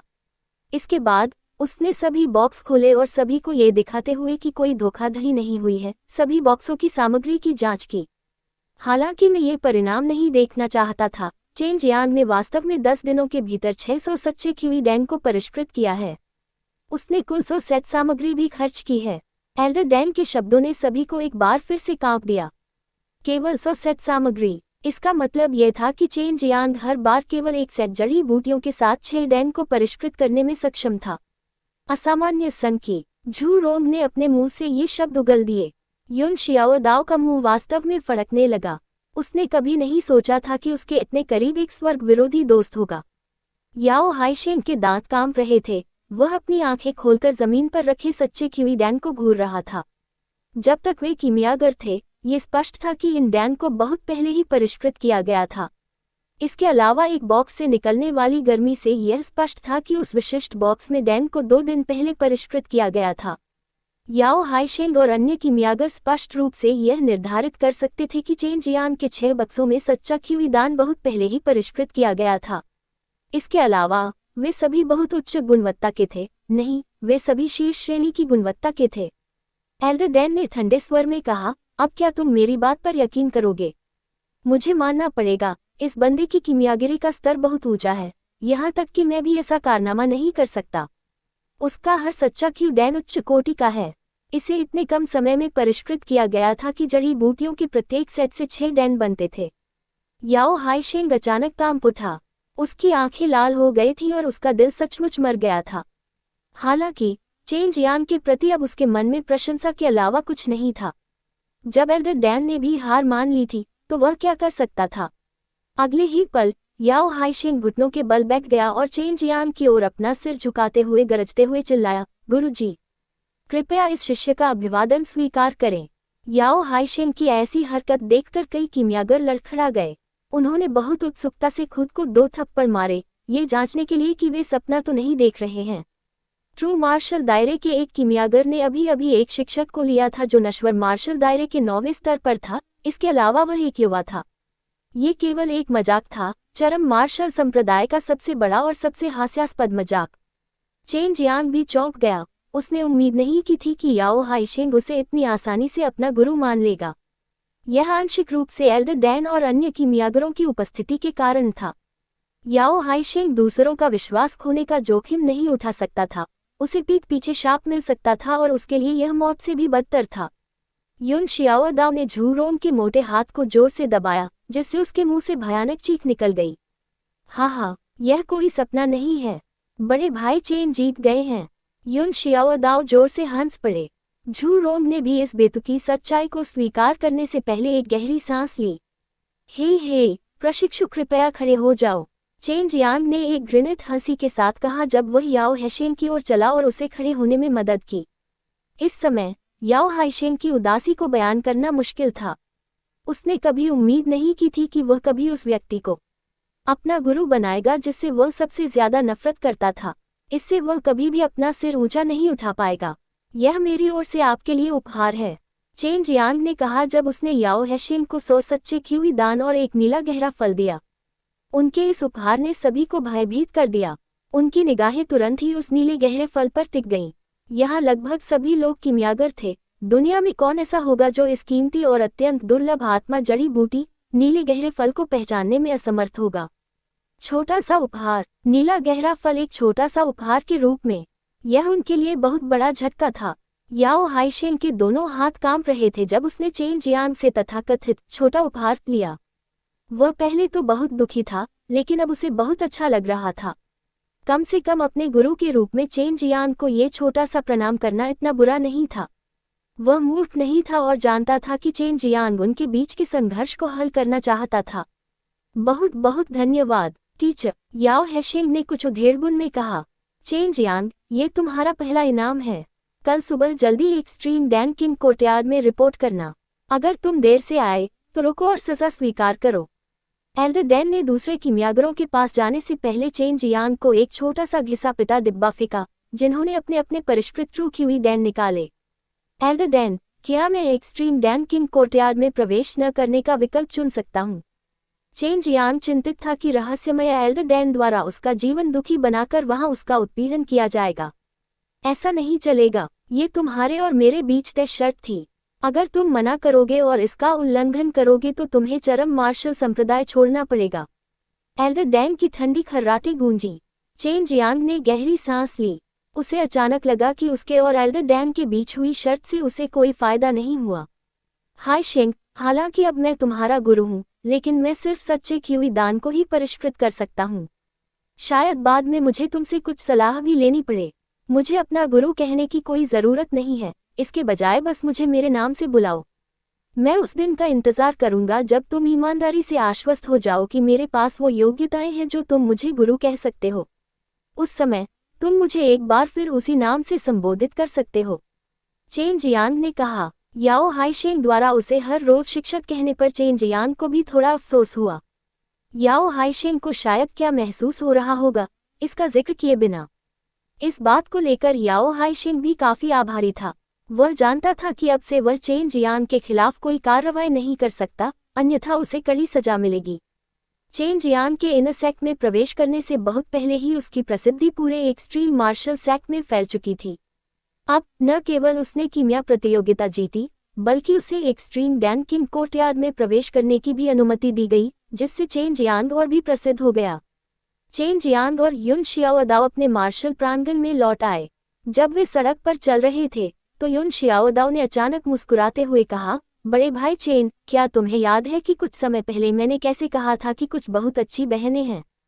चेन जियांग ने सिर हिलाया। हाँ, लेकिन आपने ये भी कहा था कि वे मुझे तुच्छ समझेंगे और मेरे साथ गंदगी जैसा व्यवहार करेंगे।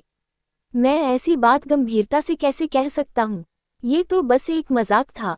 किसी भी तरह मैं तुम्हारे और उनके आमने सामने मिलने की व्यवस्था करूंगा।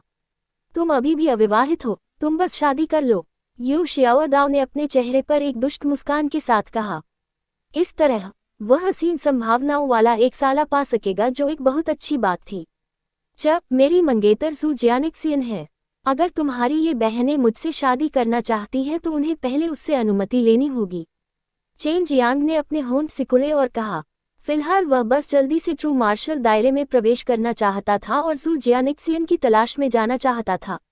जी चाची, आइए। हालांकि मेरी बहनें जू जियानिक्सियन जितनी प्रतिभाशाली नहीं हैं, लेकिन वे सभी वास्तव में सुंदर हैं। चेन जियांग को आश्चर्य हुआ कि युन शियाओदाओ ने वास्तव में उसे जीजाजी कह दिया था। झू रोंग ये सब देखकर खुद को रोक नहीं पाया और उसने युन शियाओदाओ को एक जोरदार लात मारी। हालांकि तुम्हारी बहनें वाकई बहुत सुंदर हैं, लेकिन साथ ही उनमें से हर एक घमंड और अहंकार से भरी हुई है। भाई चेन उन्हें बिल्कुल पसंद नहीं करेगा। छोटे भाई चेन, मेरी भी एक बहन है और उसकी प्रतिभा भी खराब नहीं है। उसकी शक्ल भी इस बदमाश की बहनों, उन शर्मीली लड़कियों से कहीं बेहतर है। झू रोंग का गोल मटोल चेहरा मुस्कान से भर गया। मेरे प्यारे जीजाजी, आप किस समय हमारे झू परिवार के साथ टहलने जाना चाहते हैं? मृत सुअर, तुम्हें और मुझे लड़ना होगा, युन शियाओदाओ ने गुस्से से कहा। युन शियाओदाओ और झू रोंग के इस नाटकीय खेल को देखकर चेन जियांग ने मन ही मन सोचा कि अगर उनकी इन छोटी और बड़ी बहनों से कभी न मिला जाए तो बहुत अच्छा होगा। खास तौर पर झू रोंग की, शायद उसकी बहन भी उसकी तरह ही होगी और एक हैवीवेट स्तर की महिला होगी। अध्याय 97 स्वर्गीय ड्रैगन खजाना। चेन जियांग का रवैया बहुत दृढ़ हो गया। युन शियाओदाओ और झू रोंग को मना करना उनके छोटे और बड़े महिला रिश्तेदारों से मिलने के मामले में एक ठोस युद्ध किले के समान था। अगले दिन की सुबह होने से पहले ही चेन जियांग ने जल्दबाजी में रहस्यमय क्षेत्र में प्रवेश किया।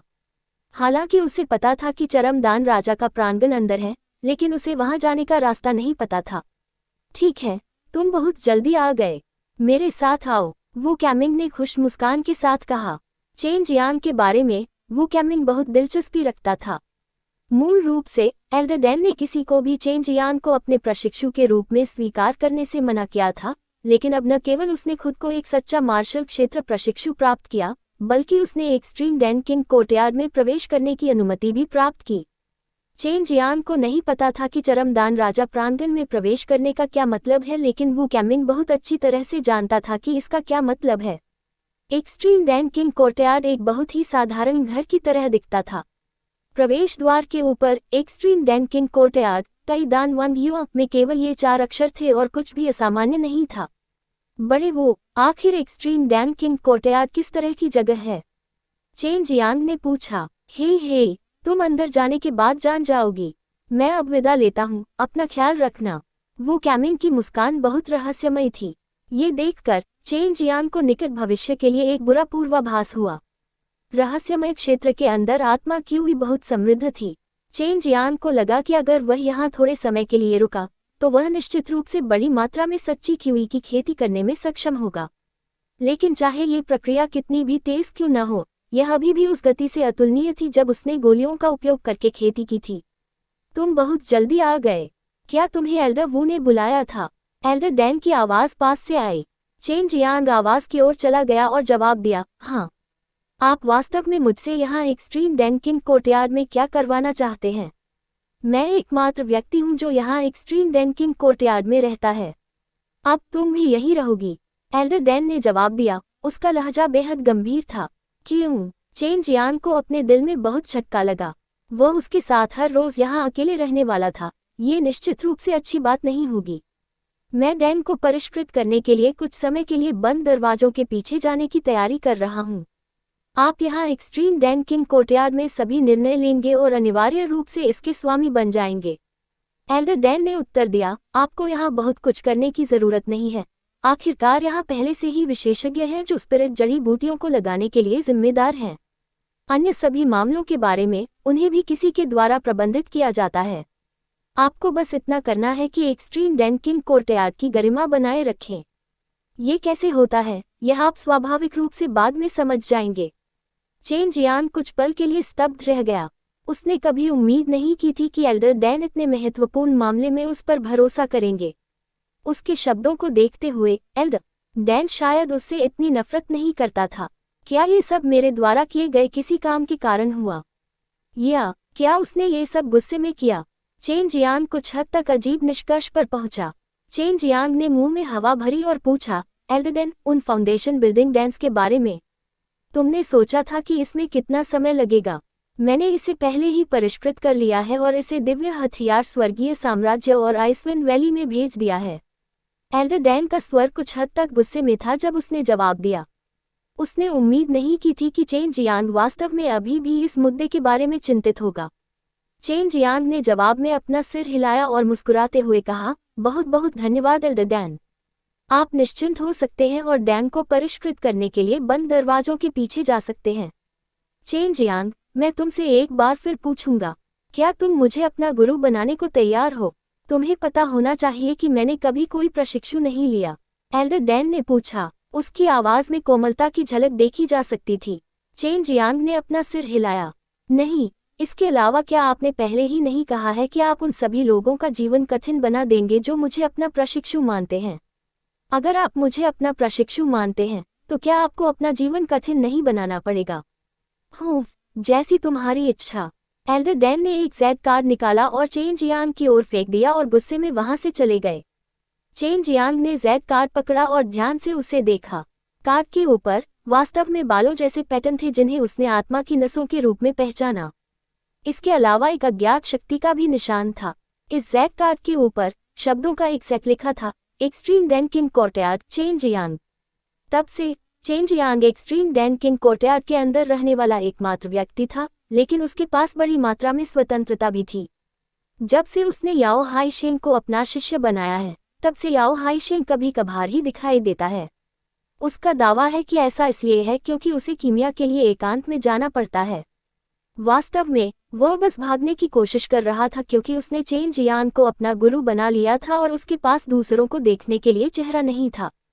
चेन जियांग और युन शियाओदाओ शायद ही कभी 329वें मार्शल कोर्टयार्ड में जाते थे, लेकिन वे अभी भी इस मार्शल कोर्टयार्ड के सदस्य थे। उन्हें इस बात पर थोड़ा आश्चर्य हुआ कि झूरोंग ने वास्तव में 200वें मार्शल कोर्टयार्ड के आकर्षक लाभों को छोड़ दिया और चेन जियांग और अन्य लोगों के साथ रहने चला गया। ऐसा करने का उसका कारण चेन जियांग को अपनी बहन से मिलने के लिए बेहतर तरीके से राजी करना था। इस तरह चेन जियांग और युन शियाओदाओ झूरोंग के साथ इस कंजूस मोटे आदमी के दोस्त बन गए। हालांकि वे अक्सर एक दूसरे को कोसते थे, लेकिन उनके बीच एक दूसरे के प्रति बहुत अच्छे भाईचारे की भावनाएं थीं। बड़े भाई चेन, हम काफी समय से आपका इंतजार कर रहे हैं। चेन जियांग को मार्शल प्रांगण में आते देख युन शियाओदाओ जल्दी से उछल पड़ा। चूंकि चेन जियांग अब रहस्यमय क्षेत्र के अंदर चरमदान राजा प्रांगण में रहता था, इसलिए झूरोंग और युन शियाओदाओ को वहां प्रवेश करने की स्वतंत्रता नहीं थी। हालांकि उन्हें चेन जियांग के साथ कुछ चर्चा करनी थी, लेकिन वे उसे ढूंढ नहीं पाए। यह क्या है? चेन जियांग ने पूछा। झूरोंग अपने हाथ में एक चादर लहराते हुए असहाय भाव से बोला, हाँ, इस छोटे बदमाशियों के सावधानीपूर्वक चयन के कारण हमें एक बहुत ही उबाऊ और निरर्थक कार्य मिला। चेन जियांग को अब याद आया कि उसे आंतरिक संप्रदाय में प्रवेश किए हुए 1 महीना हो चुका है और उन्हें संप्रदाय द्वारा निर्धारित कार्य करने की आवश्यकता थी। इस 1 महीने में उसने पानी से संबंधित काले कछुए के दिव्य व्यायाम के साथ साथ कुछ नए मार्शल कौशल सीखे थे। हालांकि इनमें से अधिकांश अधिक रक्षात्मक उन्मुख मार्शल कौशल थे और केवल 1 या 2 अलग अलग प्रकार थे। इसने चेन जियांग को अपनी प्रगति से बहुत संतुष्ट किया था। चेन जियांग अभी अपने हाथ में मौजूद कार्य के बारे में पूछने के बारे में सोच ही रहा था कि तभी युन शियाओदाओ ने हंसते हुए कहा, यह एक बहुत अच्छा कार्य है। ये स्वर्गीय ड्रैगन खजाने के विषय में है। स्वर्गीय ड्रैगन खजाना, ये हाल ही में हुए मामलों में से एक था जिसने पिछले 10 दिनों में बहुत हंगामा मचाया। ये प्राचीन काल का खजाना था। एक ड्रैगन चेनवू मुख्य भूमि पर गिर गया था और उसे छोड़ गया था, और इसके साथ ही स्वर्गीय ड्रैगन खजाने के बारे में एक नक्शे के बारे में अफवाहों का उदय हुआ। लेकिन यह नक्शा भी बहुत महंगा था और इसकी एक प्रति के लिए लगभग 100,000 क्रिस्टल पत्थर थे। पहले तो ज्यादातर लोगों को लगा कि यह झूठ है और किसी ने सिर्फ कुछ क्रिस्टल स्टोन कमाने के लिए ये झूठी जानकारी दी है। लेकिन कुछ बुजुर्गों द्वारा विस्तृत विश्लेषण के बाद खजाने के रूप में चिन्हित स्थान वास्तव में वह स्थान था जहां किंवदंती के अंदर मौजूद ड्रैगन एक बार प्रकट हुआ था। उस स्थान को पेरिशिंग ड्रैगन पर्वत कहा जाता था और उसे एक खतरनाक क्षेत्र माना जा सकता था। स्वर्गीय ड्रैगन का खजाना कैसे हो सकता है? जब यह अफवाह भी नहीं फैली थी, तब हमारे झू परिवार ने इस जगह की अच्छी तरह से खोज की थी और वहां कोई फोर्ट नहीं था। झू रोंग ने तिरस्कारपूर्वक कहा। मेरे यून परिवार ने आपके झू परिवार के खोज पर जाने से 100 साल पहले ही खोज कर ली थी। यून शियाओदाओ ने कहा, बहुत समय पहले एक किंवदंती थी कि नष्ट हो रहे ड्रैगन पर्वत में एक रहस्यमयी खजाना छिपा है। बहुत से लोग इसकी खोज में गए थे, लेकिन किसी को कुछ नहीं मिला। चेन जियांग ने यू शियाओदाओ से कागज लिया और नक्शा देखा। कार्य के बारे में चरम मार्शल संप्रदाय द्वारा दिए गए स्पष्टीकरण के विवरण के साथ साथ वे ये जांचने के लिए जिम्मेदार थे कि यह सच है या नहीं, और कार्य समाप्त होने से पहले किसी भी अन्य जानकारी की रिपोर्ट करना। हालांकि यह एक अफवाह हो सकती है, लेकिन ऐसा करना भी बहुत आसान है। हम इसे लगभग खेल समझ सकते हैं।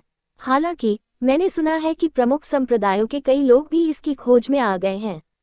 इसने न केवल चरम मार्शल प्रांत में हंगामा मचाया है, बल्कि यह अन्य सभी प्रांतों के लिए भी ऐसा ही है। वास्तव में यहाँ बहुत से मूर्ख हैं, बहुत से लोग दूर दूर से यहाँ दौड़ते हुए आए हैं।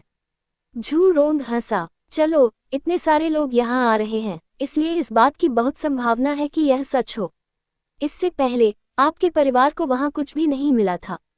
शायद ऐसा इसलिए था क्योंकि वहाँ एक रहस्यमयी क्षेत्र था। आप रहस्यमयी क्षेत्रों के बारे में भी जानते हैं, है न?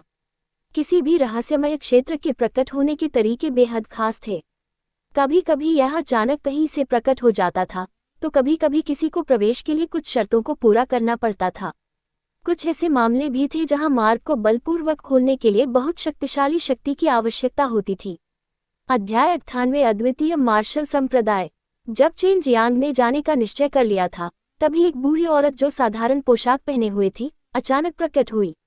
शियाओदाओ, आपके परिवार के भीतर कुछ मामलों के कारण आपको वापस यात्रा करने की आवश्यकता है। यह महिला यून शियाओदाओ की शिक्षिका थी, जो सच्चे मार्शल क्षेत्र की एक मार्शल कलाकार थी। यून शियाओदाओ के चेहरे पर अनिच्छा के भाव थे। अगर इस बूढ़ी औरत की ताकत न होती, तो वह निश्चित रूप से वापस नहीं जाता। हालांकि अब उसे अपने दांत भींचकर बूढ़ी औरत के साथ जाना पड़ा। बड़े भाई चेन, इस बार मुझे आपसे मदद करने के लिए अनुरोध करना होगा। अगली बार मैं आपके काम में आपकी मदद करूंगा। ये वह कथन था जो यून शियाओदाओ ने पीछे छोड़ा था। छोटे भाई चेन, चूंकि तुम्हें ये बहुत दिलचस्प लगता है, तुम अकेले ही जा सकते हो। मैं इस मजाक में शामिल होने का इरादा नहीं रखता और तुमसे भी ऐसा करने का अनुरोध करता हूँ। झू रोंग ने जैसे ही बोलना समाप्त किया, चेन जियांग की पलक झपकने से पहले ही वह चला गया। उसे उम्मीद नहीं थी कि इस मोटे की रफ्तार इतनी तेज होगी। चेन जियांग ने नक्शा मोड़ने और चरम मार्शल संप्रदाय को छोड़ने से पहले एक खर्राटा लिया। चरम मार्शल संप्रदाय के सौंपे गए कार्य आमतौर पर एक मार्शल प्रांगण के कई शिष्यों द्वारा पूरे किए जाते थे। हालांकि चाहे कितने भी लोग जाएं, जब तक मामला सुलझ जाता था, तब तक सब ठीक था। Piercing Dragon Mountain Extreme Martial प्रांत के सीमावर्ती क्षेत्रों में से एक पर स्थित था। ये बीस्ट मार्शल प्रांत की सीमाओं के अपेक्षाकृत करीब था, जो बीस्ट मार्शल संप्रदाय का स्थल था। इस प्रांत में अपेक्षाकृत अधिक राक्षस जानवर थे। हालांकि इनमें से अधिकांश को बीस्ट मार्शल संप्रदाय के शिष्यों द्वारा पालतू जानवरों के रूप में पिंजरे में पाला जा रहा था।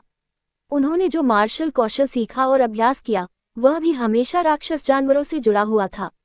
चेन जियांग को जिस सड़क से गुजरना था वह बहुत दूर थी, लेकिन उसने रात में उड़ने के लिए वर्मिलियन बर्ड फायर विंग्स का उपयोग करके चीजों को तेज कर दिया, और इससे वह कई पहाड़ी जंगलों को जल्दी से पार करने में सक्षम हो गया।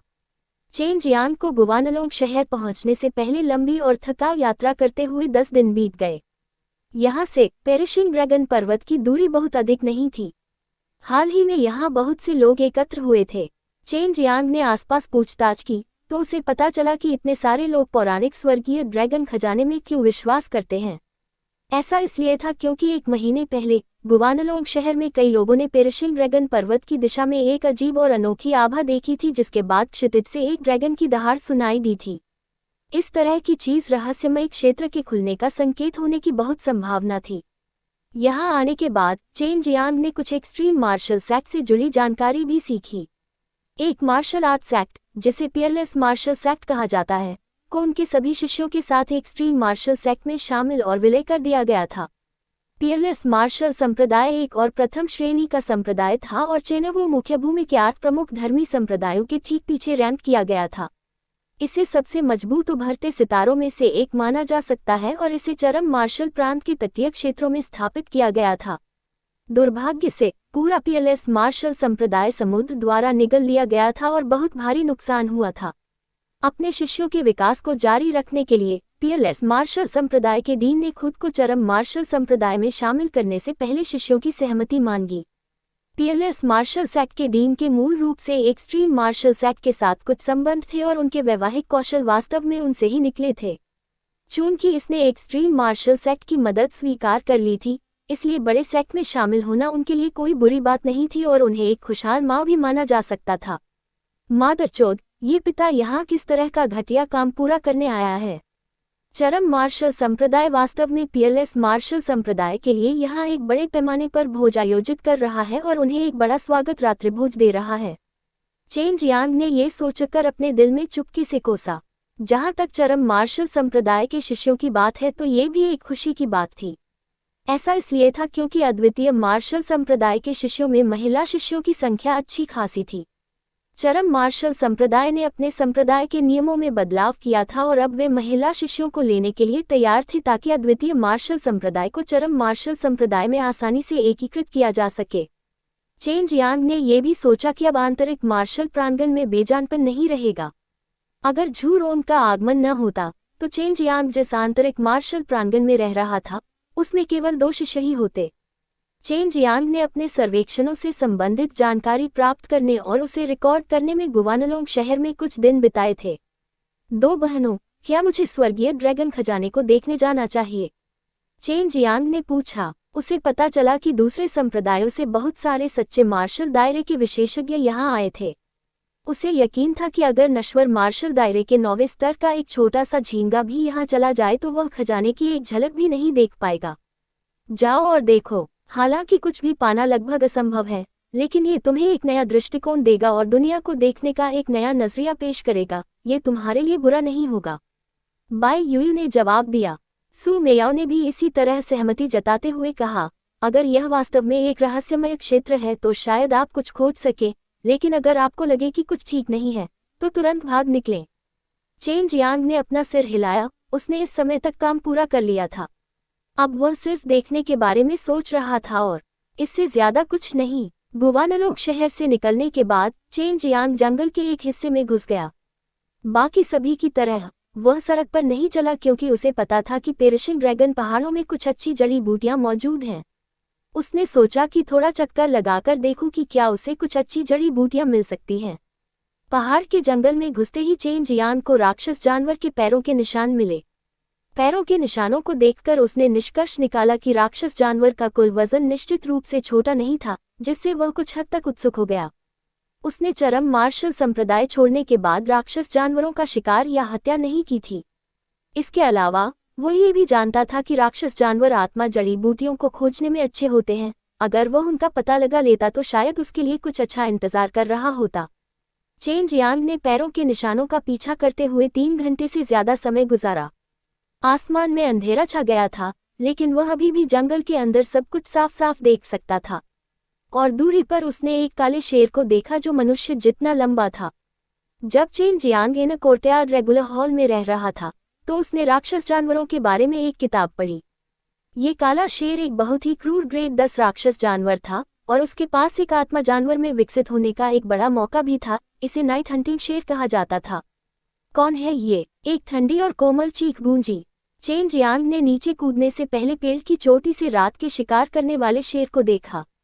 एक लड़की रात के शिकार करने वाले शेर की पीठ पर बैठी थी और निर्दयी और अभिमानी नजर से चारों ओर देख रही थी। इस समय चेन जियांग पेड़ के पीछे छिप गया। वह बहुत चौंक गया क्योंकि उसने अभी अभी देखा था कि रात का शिकारी शेर कुछ देर पहले क्या खा रहा था। वह कुछ इंसान निकले, जानवर मार्शल संप्रदाय के शिष्य। किसी ने कभी नहीं सोचा था कि वे अपने राक्षस जानवरों को खिलाने के लिए मानव शवों का उपयोग कर रहे थे। चेन जियांग ने मन ही मन सोचा। हालांकि वह बहुत दूर था, फिर भी वह मानव शव पर नागरिक पोशाक देख सकता था। एक मार्शल आर्ट संप्रदाय के अनुयायी के लिए कुछ नागरिकों का अपहरण करना आसान था, हालांकि चेन जियांग ने कुछ ही क्षण पहले दर्जनों मानव शरीर देखे थे। चेन जियांग ने अपनी मुट्ठियां कस लीं। वह एक चरम मार्शल संप्रदाय का शिष्य था और वे चरम मार्शल प्रांत की रक्षा के लिए जिम्मेदार थे। फिर भी अब उनके नागरिकों को वास्तव में जानवर मार्शल संप्रदाय के शिष्यों द्वारा उनके राक्षस जानवरों के भोजन के लिए पकड़ा जा रहा था। वह कैसे क्रोधित नहीं हो सकता था? यदि यह बात फैल गई तो संपूर्ण चरम मार्शल संप्रदाय के सभी नागरिक अविश्वसनीय रूप से क्रोधित हो जाएंगे। चेन जियांग बाहर गया और चेहरे पर ठंडी नजर के साथ नाइट हंटिंग लान की ओर चल पड़ा। जैसे ही उसने नाइट हंटिंग लान की पीठ पर बैठी लड़की को ठंडी नजर से देखा, उसे लगा कि यह लड़की अपनी सुंदर शक्ल के बावजूद बेहद घिनौनी है। कौन है? जल्दी से अपने आप को दिखाओ, नहीं तो मैं तुम्हारे साथ भी इन नश्वर लोगों जैसा व्यवहार करूंगी और तुम्हें लिटिल ब्लैक का भोजन बना दूंगी। लड़की ने लंबी तलवार निकालने से पहले जोर से चिल्लाया। जानवर, अपना मुंह बंद करो। रात के शिकार करने वाले शेर को मानव मांस चबाते देखकर चेन जियांग को लगा कि क्रोध उसकी नसों से होकर उसके दिल में घुस रहा है। उसके पैरों के नीचे से सच्ची की हुई फूट पड़ी और वह तुरंत रात के शिकार करने वाले शेर के ठीक बगल में कूद गया। जैसे बिजली की तरह उसकी उंगली बाहर निकल आई।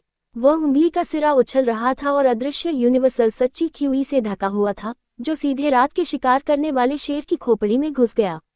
अपने उस एक वार में चेन जियांग ने न केवल गहन आभा उंगली का इस्तेमाल किया, बल्कि यूनिवर्सल ट्रू ख्यूई के साथ ऐसा किया।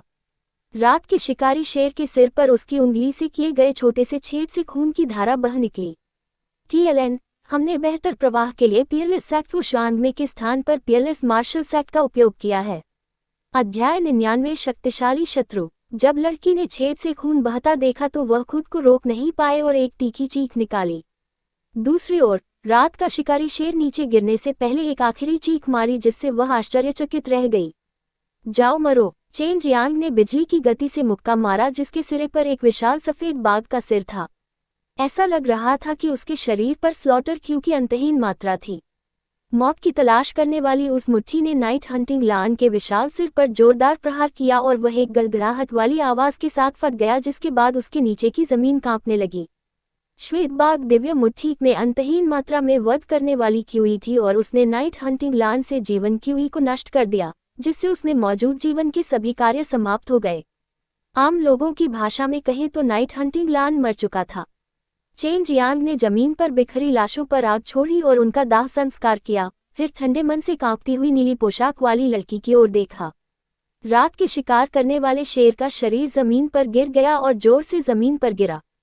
उस नीले रंग की पोशाक पहने लड़की का आकर्षक चेहरा अचानक मुड़ गया। तुमने अभी क्या किया? मैंने इस जानवर को मार डाला, चेन जियांग ने ठंडे स्वर में उत्तर दिया। आपका जानवर मार्शल संप्रदाय वास्तव में चरम मार्शल प्रांत में इस तरह की चीजें कर रहा था। मैं निश्चित रूप से इस मामले की रिपोर्ट चरम मार्शल संप्रदाय को करूंगा।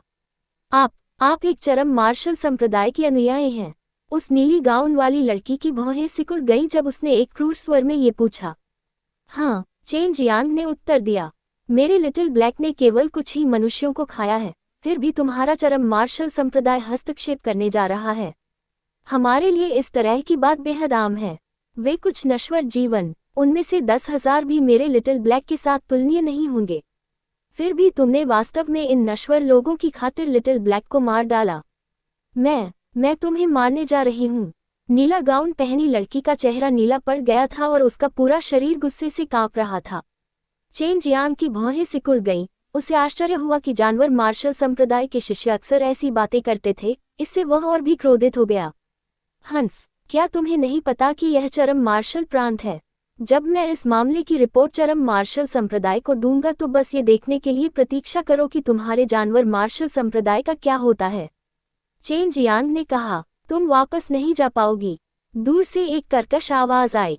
एक काली छाया चमकती हुई नीली गाउन पहनी लड़की के सामने आ गई। यह एक मध्यम आयु वर्ग की महिला थी जो काले रंग का लबादा पहने हुए थी और उसका चेहरा सादा था। एक सच्चा मार्शल क्षेत्र विशेषज्ञ। चेन जियांग ने अपनी मुट्ठियां भींच लीं। उसने उम्मीद नहीं की थी कि यहाँ कोई ऐसा विशेषज्ञ छिपा होगा। अगले ही पल वह ये बताने में सक्षम था कि काले वस्त्र वाली महिला या तो नीली पोशाक वाली लड़की की मां थी या उसकी शिक्षिका।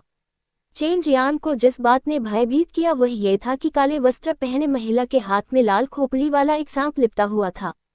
ये काले रंग के शल्क वाला एक चपटा सिर वाला सांप था और यह एक दुर्लभ आत्मा जानवर था जिसे सोल ट्रैकिंग स्नेक कहा जाता है। इसकी ताकत ट्रू मार्शल दायरे के आसपास थी और इसका जहर और भी भयानक था। टीचर, उसने मेरे छोटे ब्लैक को मार डाला। मैं चाहती हूँ कि उसका हश्र मौत से भी बदतर हो। मैं उसके शरीर को थोड़ा थोड़ा करके काटना चाहती हूँ। नीली गाउन पहनी लड़की ने नफरत से कहा, चेन जियांग की ओर बेरहमी से घूरते हुए। यदि आप वापस जाते हैं और चरम मार्शल संप्रदाय को सूचित करते हैं तो यह वास्तव में हमारे लिए एक आपदा बन जाएगा, लेकिन अब आप वापस नहीं आ पाएंगे। जैसे ही उसने बोलना समाप्त किया, काले वस्त्र वाली महिला एक काली छाया में बदल गई और चेन जियांग की पीठ के पीछे प्रकट हुई और एक हथेली को उड़ा दिया। उस पल में चेन जियांग को अपने शरीर के भीतर 5-6 फू का एहसास हुआ, जबकि उसकी मेरिडियन फटने की धमकी दे रही थी। उसके मुंह से खून की एक धार बह निकली और उसका शरीर नीले गाउन वाली लड़की की ओर उड़ गया। TLN 5-6 फू मूल रूप से आंतरिक अंग, हालांकि वे चीनी चिकित्सा के अनुसार यिन और यांग में विभाजित हैं। 5 यिन हृदय, यकृत, प्लीहा, फेफड़े, गुर्दे, जबकि 6 फू यांग छोटी आंत, बड़ी आंत, पित्ताशय, मूत्राशय, पेट और संजियाओ। नीले गाउन वाली लड़की ने अपनी लंबी तलवार निकाली और आगे बढ़ते हुए चेन जियांग पर जोरदार वार किया। वार उसके सीने में घुस गया और उसकी पीठ तक पहुंच गया। चेन जियांग ने ऊपर देखा तो नीले गाउन वाली लड़की की क्रूर आंखें दिखाई दी। उसने अपनी लंबी तलवार निकाली और चेन जियांग के पेट में जोरदार लात मारी, जिससे चेन जियांग जमीन पर गिर गया। अभी कुछ समय पहले ही चेन जियांग को ट्रू मार्शल रियल्म की काली पोशाक वाली महिला के हाथ के वार से चोट लगी थी। वह गंभीर रूप से घायल हो गया था और अपनी सारी ताकत खो चुका था। अभी उसे वास्तव में एहसास हुआ कि ट्रू मार्शल रियल्म के मार्शल आर्टिस्ट कितने शक्तिशाली थे। उनकी ट्रू क्यूई 10वें स्तर के मॉर्टल मार्शल रियल्म के मार्शल आर्टिस्ट से कहीं ज्यादा शक्तिशाली थी। नीले गाउन वाली लड़की ने देखा कि चेन जियांग हिल नहीं पा रहा है और चेन जियांग की ओर बढ़ने से पहले उसने एक छोटा चाकू निकाला। मैं तुम्हारे शरीर को थोड़ा थोड़ा करके काटना चाहती हूँ। काले लबादे वाली महिला ने कोई कार्रवाई नहीं की। ठंडे दिमाग से देखने पर उसे पूरा यकीन था कि चेन जियांग बच नहीं सकता। चेन जियांग को अपने दिल में खुद से बहुत नफरत थी। उसे अपनी अक्षमता और कमजोरी से नफरत थी। उसने खुद से कसम खाई कि वह अपने सामने खड़ी नीली पोशाक वाली लड़की और उसे घायल करने वाली काली पोशाक वाली महिला को जरूर मार डालेगा। मैं तुम दोनों को याद रखूंगा। जब तक तुम मर नहीं जाते, ये पिता चैन से नहीं उठेगा। चेन जियांग अचानक दहाड़ा। काली पोशाक वाली महिला ने तुरंत जवाब दिया और उसकी बाहों में मौजूद सांप बाहर निकल गया। लेकिन चेन जियांग के शरीर तक पहुंचने से ठीक पहले अचानक उसके सामने पानी की एक बड़ी मात्रा दिखाई दी और वह पानी की दीवार से टकरा गई। उसी क्षण चेन जियांग ने काले कछुए के दिव्य व्यायाम से पानी की दीवार डाली।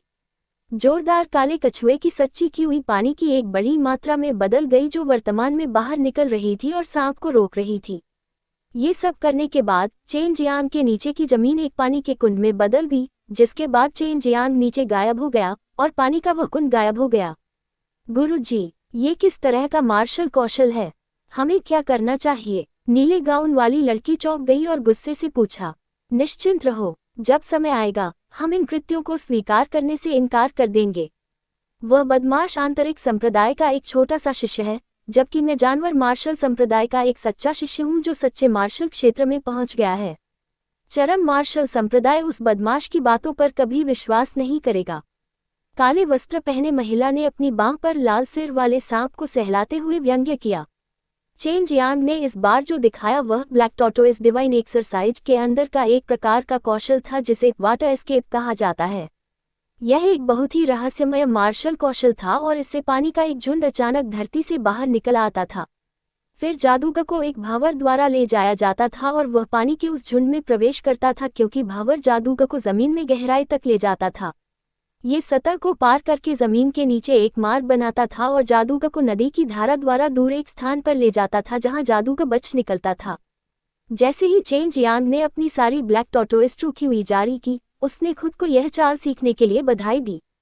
अन्यथा आज उस विकट परिस्थिति से बच पाना उसके लिए वाकई बहुत मुश्किल होता। एक तरफ एक छोटी सी नदी बह रही थी और चेन जियांग उसके किनारे पर लेटा हुआ था।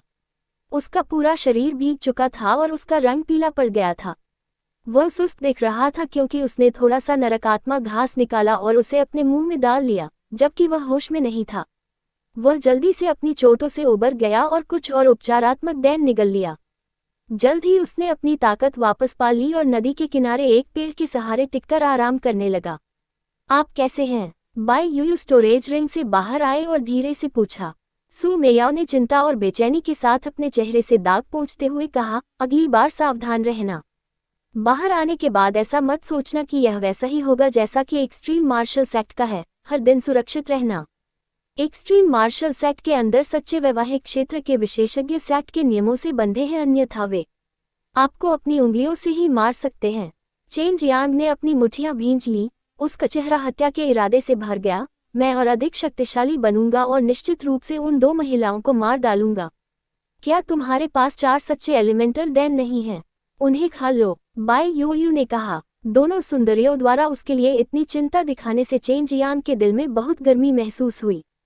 उसने मन ही मन फैसला किया कि वह भविष्य में उन्हें फिर कभी परेशान नहीं करेगा। इसके अलावा वह उनकी एकमात्र उम्मीद भी था। मुझे खेद है, मैं लगभग मर गया था, चेन जियांग ने अपराध बोध से कहा। कोई बात नहीं, जब तक तुम जीवित हो सब ठीक है, बस अगली बार ज्यादा ध्यान देना, बाई यूयू ने कहा। उसकी आवाज सामान्य बर्फ की तरह ठंडी आवाज की तुलना में थोड़ी पिघली हुई लग रही थी। अपने 700 सच्चे क्यूई डैन और 4 सच्चे एलिमेंटल डैन खाओ। इससे तुम नश्वर मार्शल क्षेत्र के 10वें स्तर में प्रवेश करने में सक्षम हो सकते हो। हालांकि भले ही तुम उन प्रकार के विशेषज्ञों का विरोध करने की ताकत हासिल कर लोगे, फिर भी यह उस महिला के खिलाफ जीतने के लिए पर्याप्त नहीं है, सू मेयाओ ने कहा। चेन जियांग ने जवाब में अपना सिर हिलाया और खुद को ठीक करना जारी रखा। दोनों सुंदरियों ने जब देखा कि चेन जियांग को कोई गंभीर समस्या नहीं है, तो उन्होंने रिंग के अंदर लौटने से पहले गहरी सांस ली। अध्याय 100 समापन चरण। चेन जियांग को पेरिशिंग ड्रैगन पर्वत के अंदर चट्टान के अंदर एक गुफा मिली, जिसमें उन्होंने 4 सच्चे तत्वदान लिए, एक साधना अवस्था में प्रवेश किया और इन 4 सच्चे तत्वदानों द्वारा लाए गए विशाल सच्चे क्यूई को पचा लिया। इस समय उसे जो करने की जरूरत थी वह था प्रत्येक दिव्य पशु रूप में बड़ी मात्रा में सच्ची क्यूई को संपीड़ित करना, जिससे पशु रूप स्पष्ट हो जाएं। उसके पास येन और यांग दिव्य शिराएं और ताई ची दिव्य व्यायाम था, जिससे वह बड़ी मात्रा में सच्ची क्यूई को जल्दी से परिष्कृत कर सकता था और साथ ही अपने आसपास की समृद्ध आत्मा क्यूई को भी सोख सकता था। चेन जियांग अब न केवल ट्रू क्यूई की खेती कर रहा था, बल्कि साथ ही साथ अपने शरीर के अंदर कंकाल को पोषण देने के लिए ट्रू क्यूई की एक बड़ी मात्रा का उपयोग भी कर रहा था। ट्रू क्यूई की एक बड़ी मात्रा उसके शरीर के साथ एकीकृत हो रही थी, जिससे उसका शरीर बढ़ रहा था। 4 दिन बीत गए और चेन जियांग के शरीर पर छाई 4 रंगों की धुंध अचानक फैल गई और चेन जियांग के शरीर से अचानक एक विचित्र और शक्तिशाली क्यूई प्रवाह की धारा बाहर निकल आई। चेन जियांग पहले से ही 4 कोनों में 4 जानवर रूपों को पूरा करने में सफल रहा था, जिससे 4 सच्चे क्यूई जानवर रूप स्पष्ट रूप से पहचाने जा सकते थे और जीवंत हो गए। अनजाने में ही उसकी चेतना उस ताई ची यिन और यांग आरेख के भीतर डेंटियन में प्रवेश कर गई, जैसे कि वह यिन और यांग आरेख वाला व्यक्ति था। उस पल ऐसा लग रहा था जैसे वह यिन और यांग आरेख के केंद्र में बैठा था और वह ब्रह्मांड के केंद्र में था और 4 दिव्य जानवर 4 दिशाओं में लटके हुए धधकते सूरज थे, जो शानदार और लुभावने लग रहे थे। पूर्व दिशा में चमकदार नीला प्रकाश था। नीला ड्रैगन अपना मुंह खोलकर अपने पंजे हिला रहा था। दक्षिण दिशा में एक विशालकाय लाल पक्षी था, जिसका पूरा शरीर आग की लपटों से भरा हुआ था, मानो तीव्र अग्नि से जल रहा हो। ये वर्मिलियन पक्षी था। पश्चिम में पवित्र श्वेत प्रकाश में चमकता हुआ भयंकर चमकता हुआ राजसी सफेद बाघ था। उत्तर दिशा में एक बहुत बड़ा जानवर था, मानो एक विशाल ड्रैगन और एक विशाल कछुआ एक साथ मिल गए हों। ये काला कछुआ था। येन और यांग पूरे ब्रह्मांड का प्रतिनिधित्व करते थे और इस दुनिया की रक्षा 4 दिशाओं के दिव्य जानवरों द्वारा की जाती थी। चारों दिव्य जानवरों के शरीर से प्राचीन वातावरण की झलक मिल रही थी, जिससे लोगों को ऐसा लग रहा था मानो वे अनंत काल से अस्तित्व में हैं। और चेन जियांग, जो ताई ची यिन और यांग आरेख के केंद्र में था, उसे और भी छोटा महसूस हो रहा था। हालांकि वह जानता था कि वह ताई ची यिन और यांग आरेख का स्वामी था और ये 4 प्राचीन दिव्य जानवर उसकी साधना से निर्मित हुए थे। चेन जियांग को अब पता चला कि ताई ची दिव्य व्यायाम और 4 प्रतीकों का दिव्य व्यायाम उसकी यिन और यांग दिव्य नसों के साथ समन्वय के बाद वास्तव में इतना शक्तिशाली था। उसे लगा कि उसने एक मार्शल आर्ट की राह पर कदम रखा है जो असामान्य था, और अगर वह इन जानवर रूपों की पूरी शक्ति को मुक्त कर सके तो वह दुनिया पर हावी हो सकेगा। केवल महान पृथ्वी दिव्य हाथी बचा है। चेन जियांग भी सच्चे तत्वदान में निहित सच्चे क्यूई से गुप्त रूप से हैरान था, और हालांकि यह सच्चे क्यूई दान से केवल 2 ग्रेड अधिक था, फिर भी इसमें बहुत बड़ा अंतर था। चेन जियांग ने अपने सभी सच्चे क्यूई डैंस को बाहर निकाला, और जैसे कि वह भोजन खा रहा था, उसने उन्हें अपने मुंह में ठूंस लिया और जमकर चबाया, साथ ही उन्हें परिष्कृत करने के लिए दिव्य अभ्यास भी किया। सौभाग्य से किसी ने उसे सच्चे क्यूई डैंस को खाते हुए नहीं देखा, अन्यथा वे निश्चित रूप से अपनी पैंट गीला कर देते। केवल चेन जियांग, ये राक्षसी प्रतिभाशाली कीमियागर, सच्चे क्यूई दान को इस तरह से खा सकता था और फिर भी दुखी भी नहीं था। चेन जियांग को हल्का सा महसूस हुआ कि केंद्र की रखवाली करने वाला जानवर का रूप पूरी तरह से अपना रूप जमा रहा था।